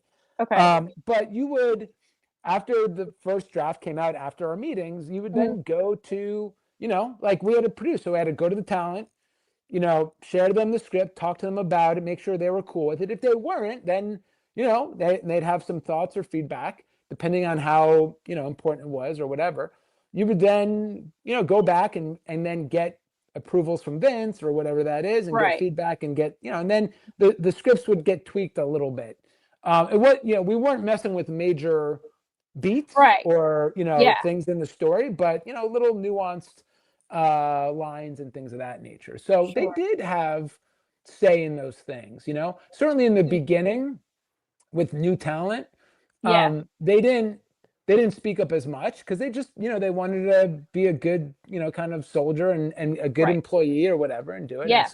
And I had a lot of that. Like, obviously, for me or for anyone else, like, that's just the way that it was. You would come in and you'd be given the lower card talent type of stuff. Or interesting for me, I came in at a very interesting time is when you had Sami Zayn debut, you had Kevin Owens debut. I was there when Becky Lynch and Charlotte and what's her name came in the same day too. Sasha Banks. And so I worked a lot with them. I worked a lot with the females. And so, like I would get the kind of newer talent or some of the segments that were not the tent pole segments at the time. And then obviously over time you prove yourself, you get better assignments or you'd work with more people. Yeah. And that was probably the one thing I tell you about Vince. And I think one of the other reasons why I got fired is we knew this and they would talk about it, is like there was a period of time from you'd start kind of under the radar. Yeah. And the more you did and the more assignments you get, you'd work with Vince more. You'd have to go in and work with Vince more. Right. And so, but there was this kind of like danger zone where like you were either like, okay, you were kind of too low in the totem pole or out of Vince's, vision, so to speak. Right. To where he got comfortable enough with you that felt like you were a good fit for his system. And like that middle ground was like treacherous ground because like he didn't know you yet. He didn't necessarily trust or have that connection with you. Whatever. You had to prove to him that you could fit within his system and do things the way he wanted things done. Right. Right. And like, if you got there and if he trusted you, right. And you had a good relationship, then like you could get chewed out and still keep your job. Right. Because there was like a certain level there. But I had never gotten there. I was still new. I was just really starting to work with him a little bit more. And I think he just probably felt like, especially with what I did, that like I wasn't a fit for his system. Like I didn't follow the rules the way that it was supposed to be. That's kind of what I interpreted. And you mentioned that some of these meetings that it would be Triple H that would be there instead of Vince. Can you talk about kind of like their styles and how that worked, and how did it make it harder having to switch back and forth between what they expected? Yeah, no, at that time, it's a great question because I think about this a lot. Something that was very clear, I remember a couple of things. One is when I would probably agree with Vince's ideas or things he said maybe like 4 out of 10 times. Mm-hmm. He's been there forever. The guy knows so much. Like I always say, multiple things can be true. Like he can be a terrible person in many, many ways and things that he's done, but he also has done amazing things, knew the business, understood things psychologically from such a great depth, right? But I would say that I probably agree when he would talk about something or have an idea or something like that. I'd say I would internally, I'd agree with him like 4 out of 10 times, right? Like whatever it was. Right. When Hunter would bring something up, I'd probably agree like 9 out of 10 times. Like I gravitated more towards his perception on how the product should be put out there. And the thing that I would say is the best way to categorize the two of them is if you think of the term sports entertainment, it's, kind of equal, well, not equal parts, but part sports, part entertainment. Right. Hunter was 1000%, in my opinion, leaning more towards the sports side of things, the way presenting it. Like we always made a joke, like he loved the HBO sports presentations of these, like the road to this match or whatever that is, like the 24/7 stuff. Right. Which is what you probably see now more than before, where Vince was more on the entertainment side. And that's not to say that they didn't, both agree on like presentation. It's not to say that Hunter was only all like kind of more sports, like pro sports kind of oriented, but there was definitely, in my opinion, this like Hunter was more on the sports side of sports entertainment, and Vince was like more entertainment side of the entertainment. But to get back to your question about the culture, it was like terrifying to try and speak up in those Monday meetings sometimes with Vince, because it was just he had created this just culture of like fear. And that's not to say, one thing I think is really important, and I think, with the Rolling Stone article and everything else like that, is I think it was in some ways, it's not misrepresentative, but I think people need to remember, like, it wasn't always like that all the time. Like, there was so much fun, so much laughter from Vince too. Like it wasn't always like this just terribly negative, fearful place. It just, that was definitely a bigger theme than anything. And the way that permeated throughout the organization was certainly, like, as an example, in those meetings, like, people would be, not everyone, I mean, people that were there for a while would speak up, but people, we were afraid to speak up. I was afraid to speak up. I think it took me like probably a couple months before I even felt comfortable starting to share thoughts and ideas during those meetings, because you're just freaking, it was just scary, like, but so here's my point. On Tuesdays, when it was like Road Dogg who was running the meetings, man, the energy was like so much higher. Ideas were flowing. Everyone's like a little looser. Like, you could just tell how that culture like really restricted the bandwidth of creativity in the organization. Like, it was a very, very clear thing. The bandwidth was just, when Vince was there and like certain things, the bandwidth shrunk. When it was like Hunter or, certainly Road Dogg, because Road Dogg is very, like, he was really awesome guy, very fun, very like easy to talk to. So people just felt more relaxed, and the conversations opened up. And so it was a very clear difference from my perspective, just in those meetings. And then like that would permeate, like in the writer's room. I remember when I first came in, some of the guys were assholes. Like, some of the other writers who were there were not very nice. And to be honest, I think they're nice guys.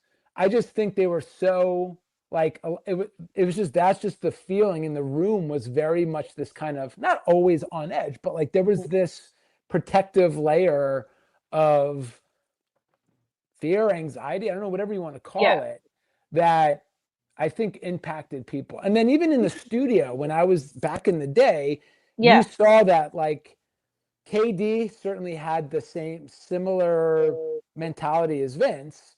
So that came into the studio as well. But then the further away you got from that in terms of management levels, the easier it was. That it kind of would dissipate a little bit. But as you got closer, like as you got closer to Vince, you could really feel just that layer, that kind of layer of whatever you want to call it, tension, fear, anxiety, stuff like that. And would you say it was like comparable to what that feeling that you had working at Miramax? Was it kind of that same, like it just, absolutely. And my time at Miramax was very limited, but the time I was there, it was the same thing. People were just like uptight, people were like this in some ways. And again, this wasn't all the time, but it's certainly, I've been, I'm 46 years old now. I've worked in many different environments and corporations and things, and you just can tell there was a difference for sure. Yeah.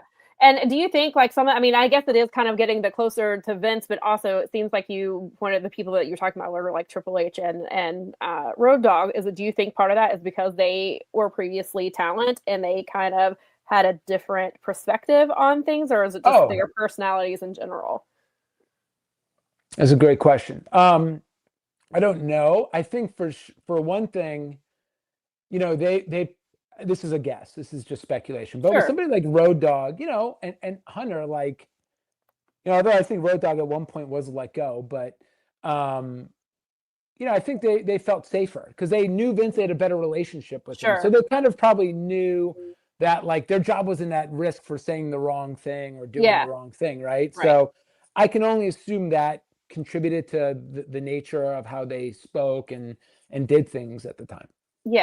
And we've seen obviously with the Netflix show, the WWE Unreal, and how that's premiered, and it does kind of take you backstage with the writers and things that are talked about. So what's your perspective on Unreal? Is that something that you think that they should kind of pull the curtain back on, or is it true to like your experience, or what are your thoughts on that show? I think the show is obviously very accurate. It's very much the way that it's done. Obviously they have to kind of tell a little bit of a narrative there, so it's there's a lot of editing going on. But,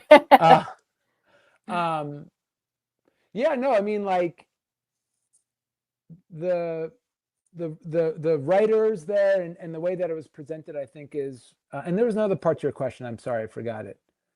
Do you think that they should kind of pull back the curtain for the fans to kind of see? And so this is like my own kind of personal thought on it. I love that stuff, and I think for some people they probably do. I think there's an argument about, kayfabe and keeping a little bit for, like keeping a little bit of that backstage stuff away so that people can,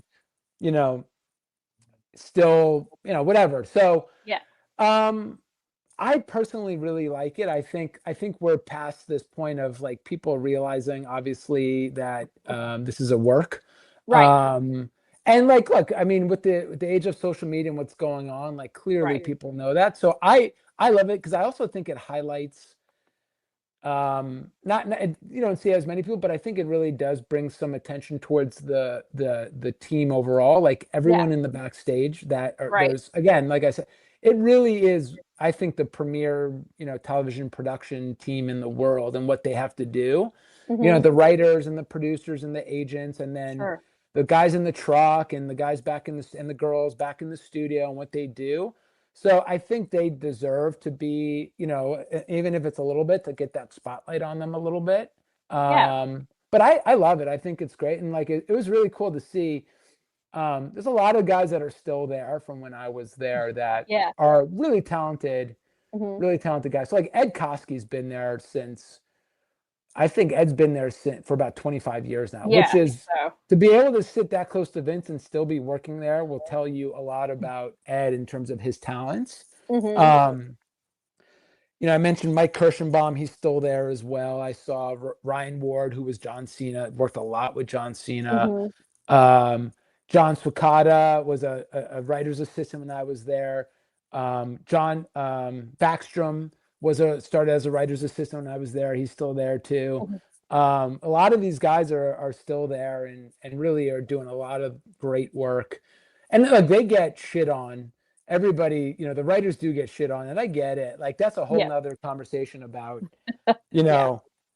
but there's a lot that people don't know. And I think it's important to understand what the process really looks like and who do you ultimately put blame on for these things. Ultimately, there's a term that Jimmy Jacobs used to say all the time when he's like, he would preface what he's about to say. He would say, well, if it was my show, this is what I would do, right? We always say like, well, if it was my show, this is what I would do, right? It's not your show. It was Vince's show. Right, exactly. And so we were at the whim of what Vince really wanted the product to be at the end of the day. So, so much, like so many cool ideas, so many great ideas that would have worked, just never, ever would see the light of day for a myriad of reasons. Right. And that's disappointing, but that's just the way that it is. Yeah. And one of the things I wanted to talk about, and I had already thought of this question before, and then obviously Friday marked 5 years since the passing of Brody Lee, but obviously he was Luke Harper first, and then he went to AEW, and he developed this Mr. Brody Lee character that some people had, thought had similarities to Vince with the, things where like, you can't sneeze in front of him, you can't sit down before he does, and these things like that. So what was kind of like your reaction to seeing that kind of play out and kind of just maybe kind of a little bit of a rib at Vince? Yeah. And by the way, another talent that I got to work with, and I loved him. He was such a smart guy. Like for this big guy, he was so smart and so nice. Like there's a couple passings that really affected me for sure. His was one of them, but it's true. Like most of that stuff is true. I remember one time, Tom Costello is one of the other writers. Tom did a lot of work with all the women. Like Tom, like again, when you talk about like writers and they'd work with Tom Costello was a writer who worked with a lot of the women. And one time he came into the meeting wearing, wore a suit. We all wore suits at the time. And he wore a pink tie. It was like a black suit with like a pink tie. Yeah. And he got like, I don't say he wasn't like in serious trouble, but he got in trouble for it. He's like, oh, he's going into business for himself, huh? Like he wants to draw attention to himself because he was wearing a pink tie. But like Vince like got pissed at that for like, I'll tell you another story. I actually ended up going on the road faster than I was supposed to because this writer, his name was Ryan Callahan. He went into Vince. He knocked on Vince's door. Like usually, Vince had his own place. Right. He knocked on his door and went in, and that's usually what you did. But for this time, for whatever reason, Vince flipped out, kicked him off the road, almost fired him because he didn't wait for Vince to say, "Come in." So he knocked on the door and came in, like gave him a heads up. And like people would come in and out of Vince, they did that all the time. Yeah. Like, but for whatever reason, at that moment, Vince was pissed off and almost fired him. Wow. And Ryan ended up going on and being like the head writer and all these other. Yeah. Like, he was kicked off the road. Wow. Ryan Callahan was kicked off the road, and I took his place on the road. And then he was relegated to the home team. But all because he knocked and didn't wait for Vince to then say, "Come in," right? Wow. As an example. So, and like, I'll give you another example. Like but it's all pretty much true. Like maybe some things are embellished, once things get out, sometimes they get moved. But most of that stuff was real. Like, I'll give you a couple examples. The first time I actually got called to Gorilla from Vince doing a pre-tape was, and this isn't as bad. This I get. When you do like a shot of like multiple people, And just for the camera effect, if you're a little bit closer to the camera, you're going to appear bigger and taller, right? Because you're closer to the camera.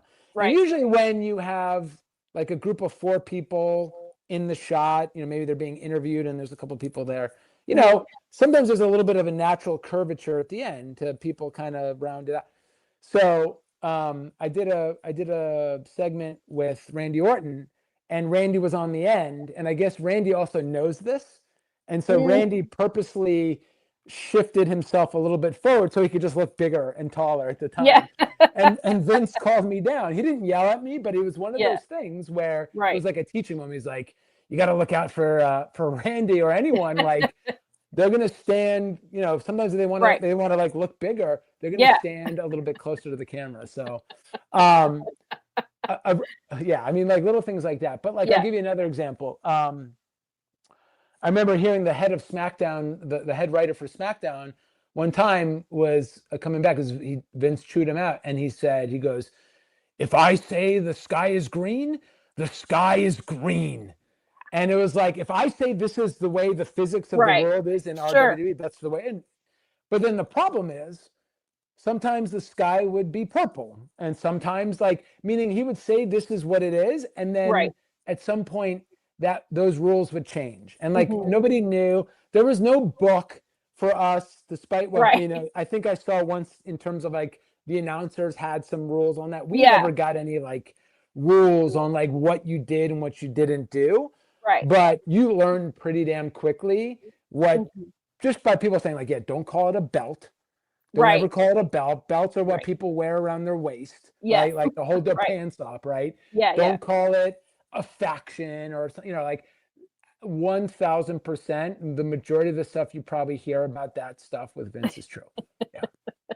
Yeah, absolutely. Yeah, definitely. I can see that. So how has working for WWE affected your wrestling fandom? Is it something that you still watch? Do you watch WWE or other companies, or how does that? Yeah, no, I still watch. I'll tell you this though. Obviously, I will watch the big 4 typically, Royal Rumble, WrestleMania, Survivor Series, SummerSlam, stuff like that. I'll watch those. Those are always and then I will follow personally. I follow a lot through social media. I'll catch all the reels and the highlights and stuff. Yeah. But I don't watch right now. I don't watch the shows through. If I know something big's happening, or obviously, the night after Gunther beat Cena, right? Right. I wanted to see how they carried that forward, right? So there's certain times where I'll tune in when I know something, that's kind of worth watching is going to be worth it. I just don't watch as much, and part of that has to just do with my personal schedule as well, in terms of busyness and stuff like that. So but I still love the product more than any. I mean, I don't think you get, I guess for me there's things about just storytelling, and I think it's still, pro wrestling is the coolest form of storytelling out there. It's the most unique thing out there that I've ever seen, and one of the things that I love the most, I still love to this day, is the pop. I being in the arena, at times, if we knew someone was coming out or whatever. I remember one time when Brock came back after WrestleMania 31. He lost and he was gone for a few months, and usually he came back. And I knew Brock was coming back or somebody was coming back. I would kind of sneak out into the arena just to hear the reaction, or whatever that is, because it's it's addicting.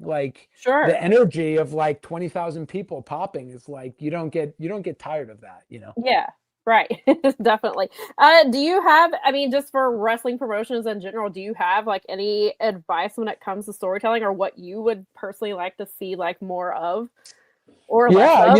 It's funny. At the time I remember I even pitched to do, I almost pitched this idea at one point to do a little bit more cinematic stuff when we could, storytelling wise, that would maybe even bridge.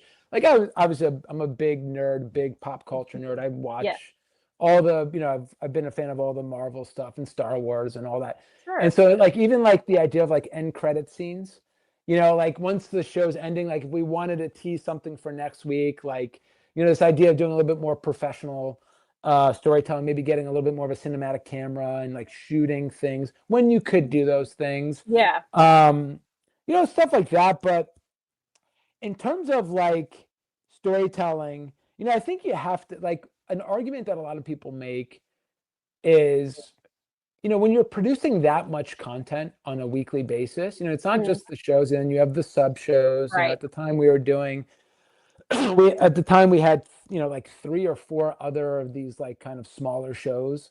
Like there's a format you have to follow. Like there's a reason why movies have 3 arcs. You know, there's a reason for, there has to be some consistent structure. So you have to try and fit within those things. But like also, we would love the idea of unpredictability. Like things, I'd love obviously when things, you know, mystery things or a little bit longer form storytelling, obviously building towards something was always exciting. And like, I'd always want to do that when we could, but I also understood that if things got too hectic and too much, then it loses some of its value, right? It's the reason why sometimes when you had a top guy or like Brock, where he was really a main event attraction, you didn't have him every day because over time it would lose its luster. So there's definitely has to be this sweet spot of the formula and using the formula to tell these stories, and then, you know, finding the times when you can make things and throw out some twists or swerve or surprise or things of that nature. Yeah. I always loved factions as a way to also elevate talent. I was always a fan of that in the Attitude Era. There was a lot of factions. Right. And I always lean more that because it gave younger talent more screen time. It allowed them to get the rub a bit more too in terms of being around, you know, these other talents. And it just made it more fun. You know, I think that always, so like I always kind of lean towards some of these more faction wars and things as ways to tell these fun stories, and also like elevate talent, like bring these other talent. And you've seen how well that's played off with, you know, and I think they've gone back to that. There's a lot of factions now in the past couple of years, you know, and it's like, look at the Bloodline story, like how many, and that was a thing that Roman said, like part of this is their family to elevate Jey Uso and Jimmy and Solo and like all these other guys, like, you know, so I've always kind of been a fan of having the groups and the factions as well. Yeah, and so if there's anybody who's watching this and they want to, they're, you know, aspiring writers, or they want to get in the wrestling business, what kind of advice do you have for them? Yeah, so I mean, certainly getting a writer's position, probably the best route you can go is, I mean, obviously experience is incredibly, you have to know the product. So obviously you've got to know the product really, really well. And you have to, my dog might bark here. I apologize. That's okay. Not a problem. Yeah, there she goes. You have to, but like experience, you know, so you say, well, how do I get experience as a writer? Well, like not everyone just gets a writer's job. So or an assistant, you know, usually the assistant writing position is one where they usually are going to hire somebody who's pretty darn young, not too far out of school, that has some internships or some experience. Usually it still comes back to television production. It's still, because even the writer's position is like, you're producing. You still need to understand, you know, camera angles and lighting and just all the other elements that are tied to story. So I would always say just like, you know, get a degree in TV production or go get some certifications, intern where you can, like try to get whatever work you can in developing some kind of, you know, like working in media and like online video media. And, you know, honestly too, like I hate to say it, but it is a lot of it is like networking. Like I've always said that no matter what industry it is, like networking as much as you can is like really critical too, as best as you can. And that's tough. But I see people that are out there that are, you know, putting their own work out. Obviously now YouTube and things of that nature in terms of, but you got to do the work. Like you got to do the work. You got to find the experience. You got to network. I think those are 3 things I would think off the top of my head. Definitely. And so you mentioned that during your time away from wrestling that you were kind of doing some entrepreneurial stuff. So what is it that you're doing now? Yeah. So I've spent a lot of time in, like I said, in healthcare and health and fitness, sports performance, sports medicine. So I spent a lot of time. I worked in basically education and devices around sports performance and sports medicine. So we worked with, U.S. Olympic team and pro sports teams in all the major leagues. And so I did a lot of stuff around that in terms of equipment and education that we would train physical therapists and strength coaches in as well. I eventually got a background in certification in strength training and online health coaching and stuff like that. But the thing that I do now, the venture I've been in now for the past about 8 or 9 years, is so I started training in Brazilian Jiu-Jitsu, and actually it's funny. I got into it because of Brock Lesnar originally. Oh, wow. So, and what I mean by that is not like he did anything specifically, yeah.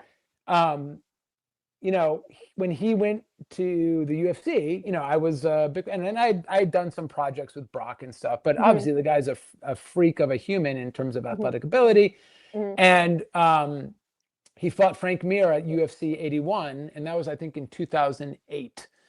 And on the card was a guy by the name of Ricardo Almeida. He was a fighter, was a Brazilian Jiu-Jitsu practitioner, and he fought and I'm watching it. It's like, oh, he's from Hamilton, New Jersey, which is a town next to me.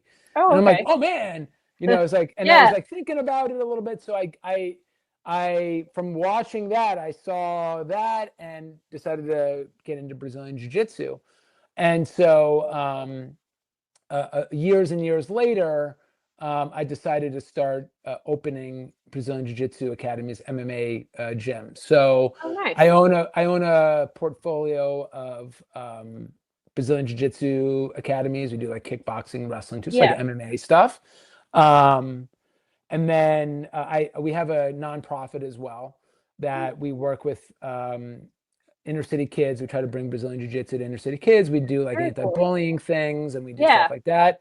And then I also do, I have a clientele, and I consult and coach for other jiu-jitsu academies as well. So I help out on the business side a bit. And so I do that as well. And then, the cool thing about business and small businesses like mine is so much of our marketing now it's all content. So I get to produce videos and things of that nature. So that kind of itches that scratches that itch a little bit for me in terms of that. So I'm involved in basically mixed martial arts and business consulting at this point in time. So. And so before we wrap up, is there anything that, we obviously discussed a range of topics. Is there anything that we didn't discuss that you want to talk about or bring up or mention?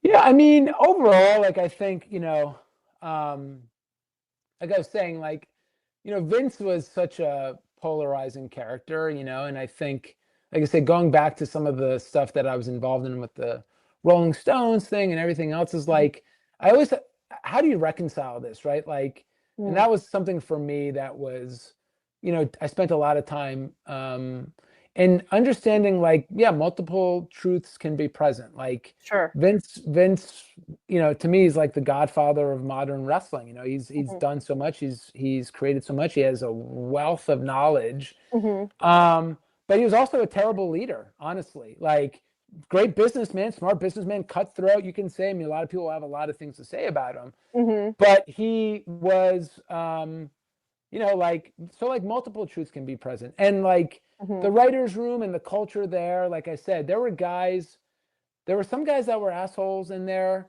but you got to know them a little bit better. You found, we'd go to the bar sometimes, and you get to know these people, and they're all human, and they're just doing what they're trying to survive and do their things as well. And there's a lot of really talented people behind the scenes. And I know, from a fan perspective, I think that's something for me that I have a unique viewpoint on, is that I've been a fan, and I've been the person being like, what the hell are they doing?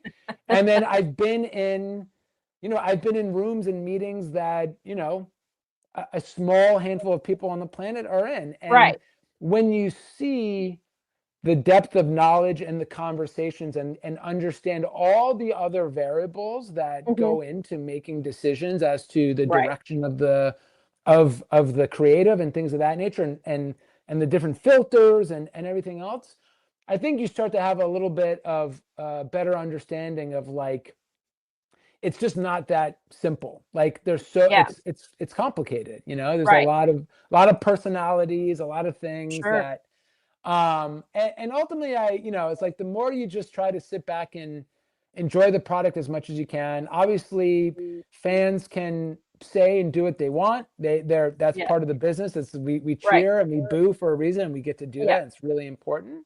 Right. But I think that the people behind the scenes, they get shit on a lot. And I think that it's when you do actually see what happens and who they are and their intelligence levels and their knowledge of the product. And like you change your tune a little bit. You'd be like, these people, they know what they're talking about. There are other forces at play. It's out of their control, but it's like, enjoy the product, it's like, enjoy it as best as you can. And that's what I try to do, is say like, look, at this point it's, it's there to help us kind of escape for a little bit from our life and be entertained and enjoy it as best as you can. Yeah, definitely. And if any of our viewers want to find you, is there any social media or websites or anything that or if they want to reach out to you about maybe getting some writing advice or anything like that, how can they contact you? I have nothing to sell, so. Okay. But if they want to find me on Instagram, my handle, I guess that's what you call it, a handle. Yeah. It's Mike Prof Mike. So Mike Prof Mike. So Mike Prof Mike. Okay. And if they want to reach out, they can DM me. I'm happy to chat or do whatever. Or just give them whatever tips I can, or they want to hear some other stories or whatever. That's fine too. But I don't. I don't have any like kind of, aside from my businesses, which is something different, right? But of course. Cool. Right. Okay, well, thank you so much for your time today and your stories and sharing your knowledge with our viewers. And you are definitely welcome back anytime if you want to come share some more stories. We would love there's to have lots more stories, by the way. I'm sure there are, and you're welcome anytime to stop by and come share some stories. I would love to talk to you some more. I really enjoyed our time together. And again, thank you so much. Same here. Thank you, Sam. Appreciate it.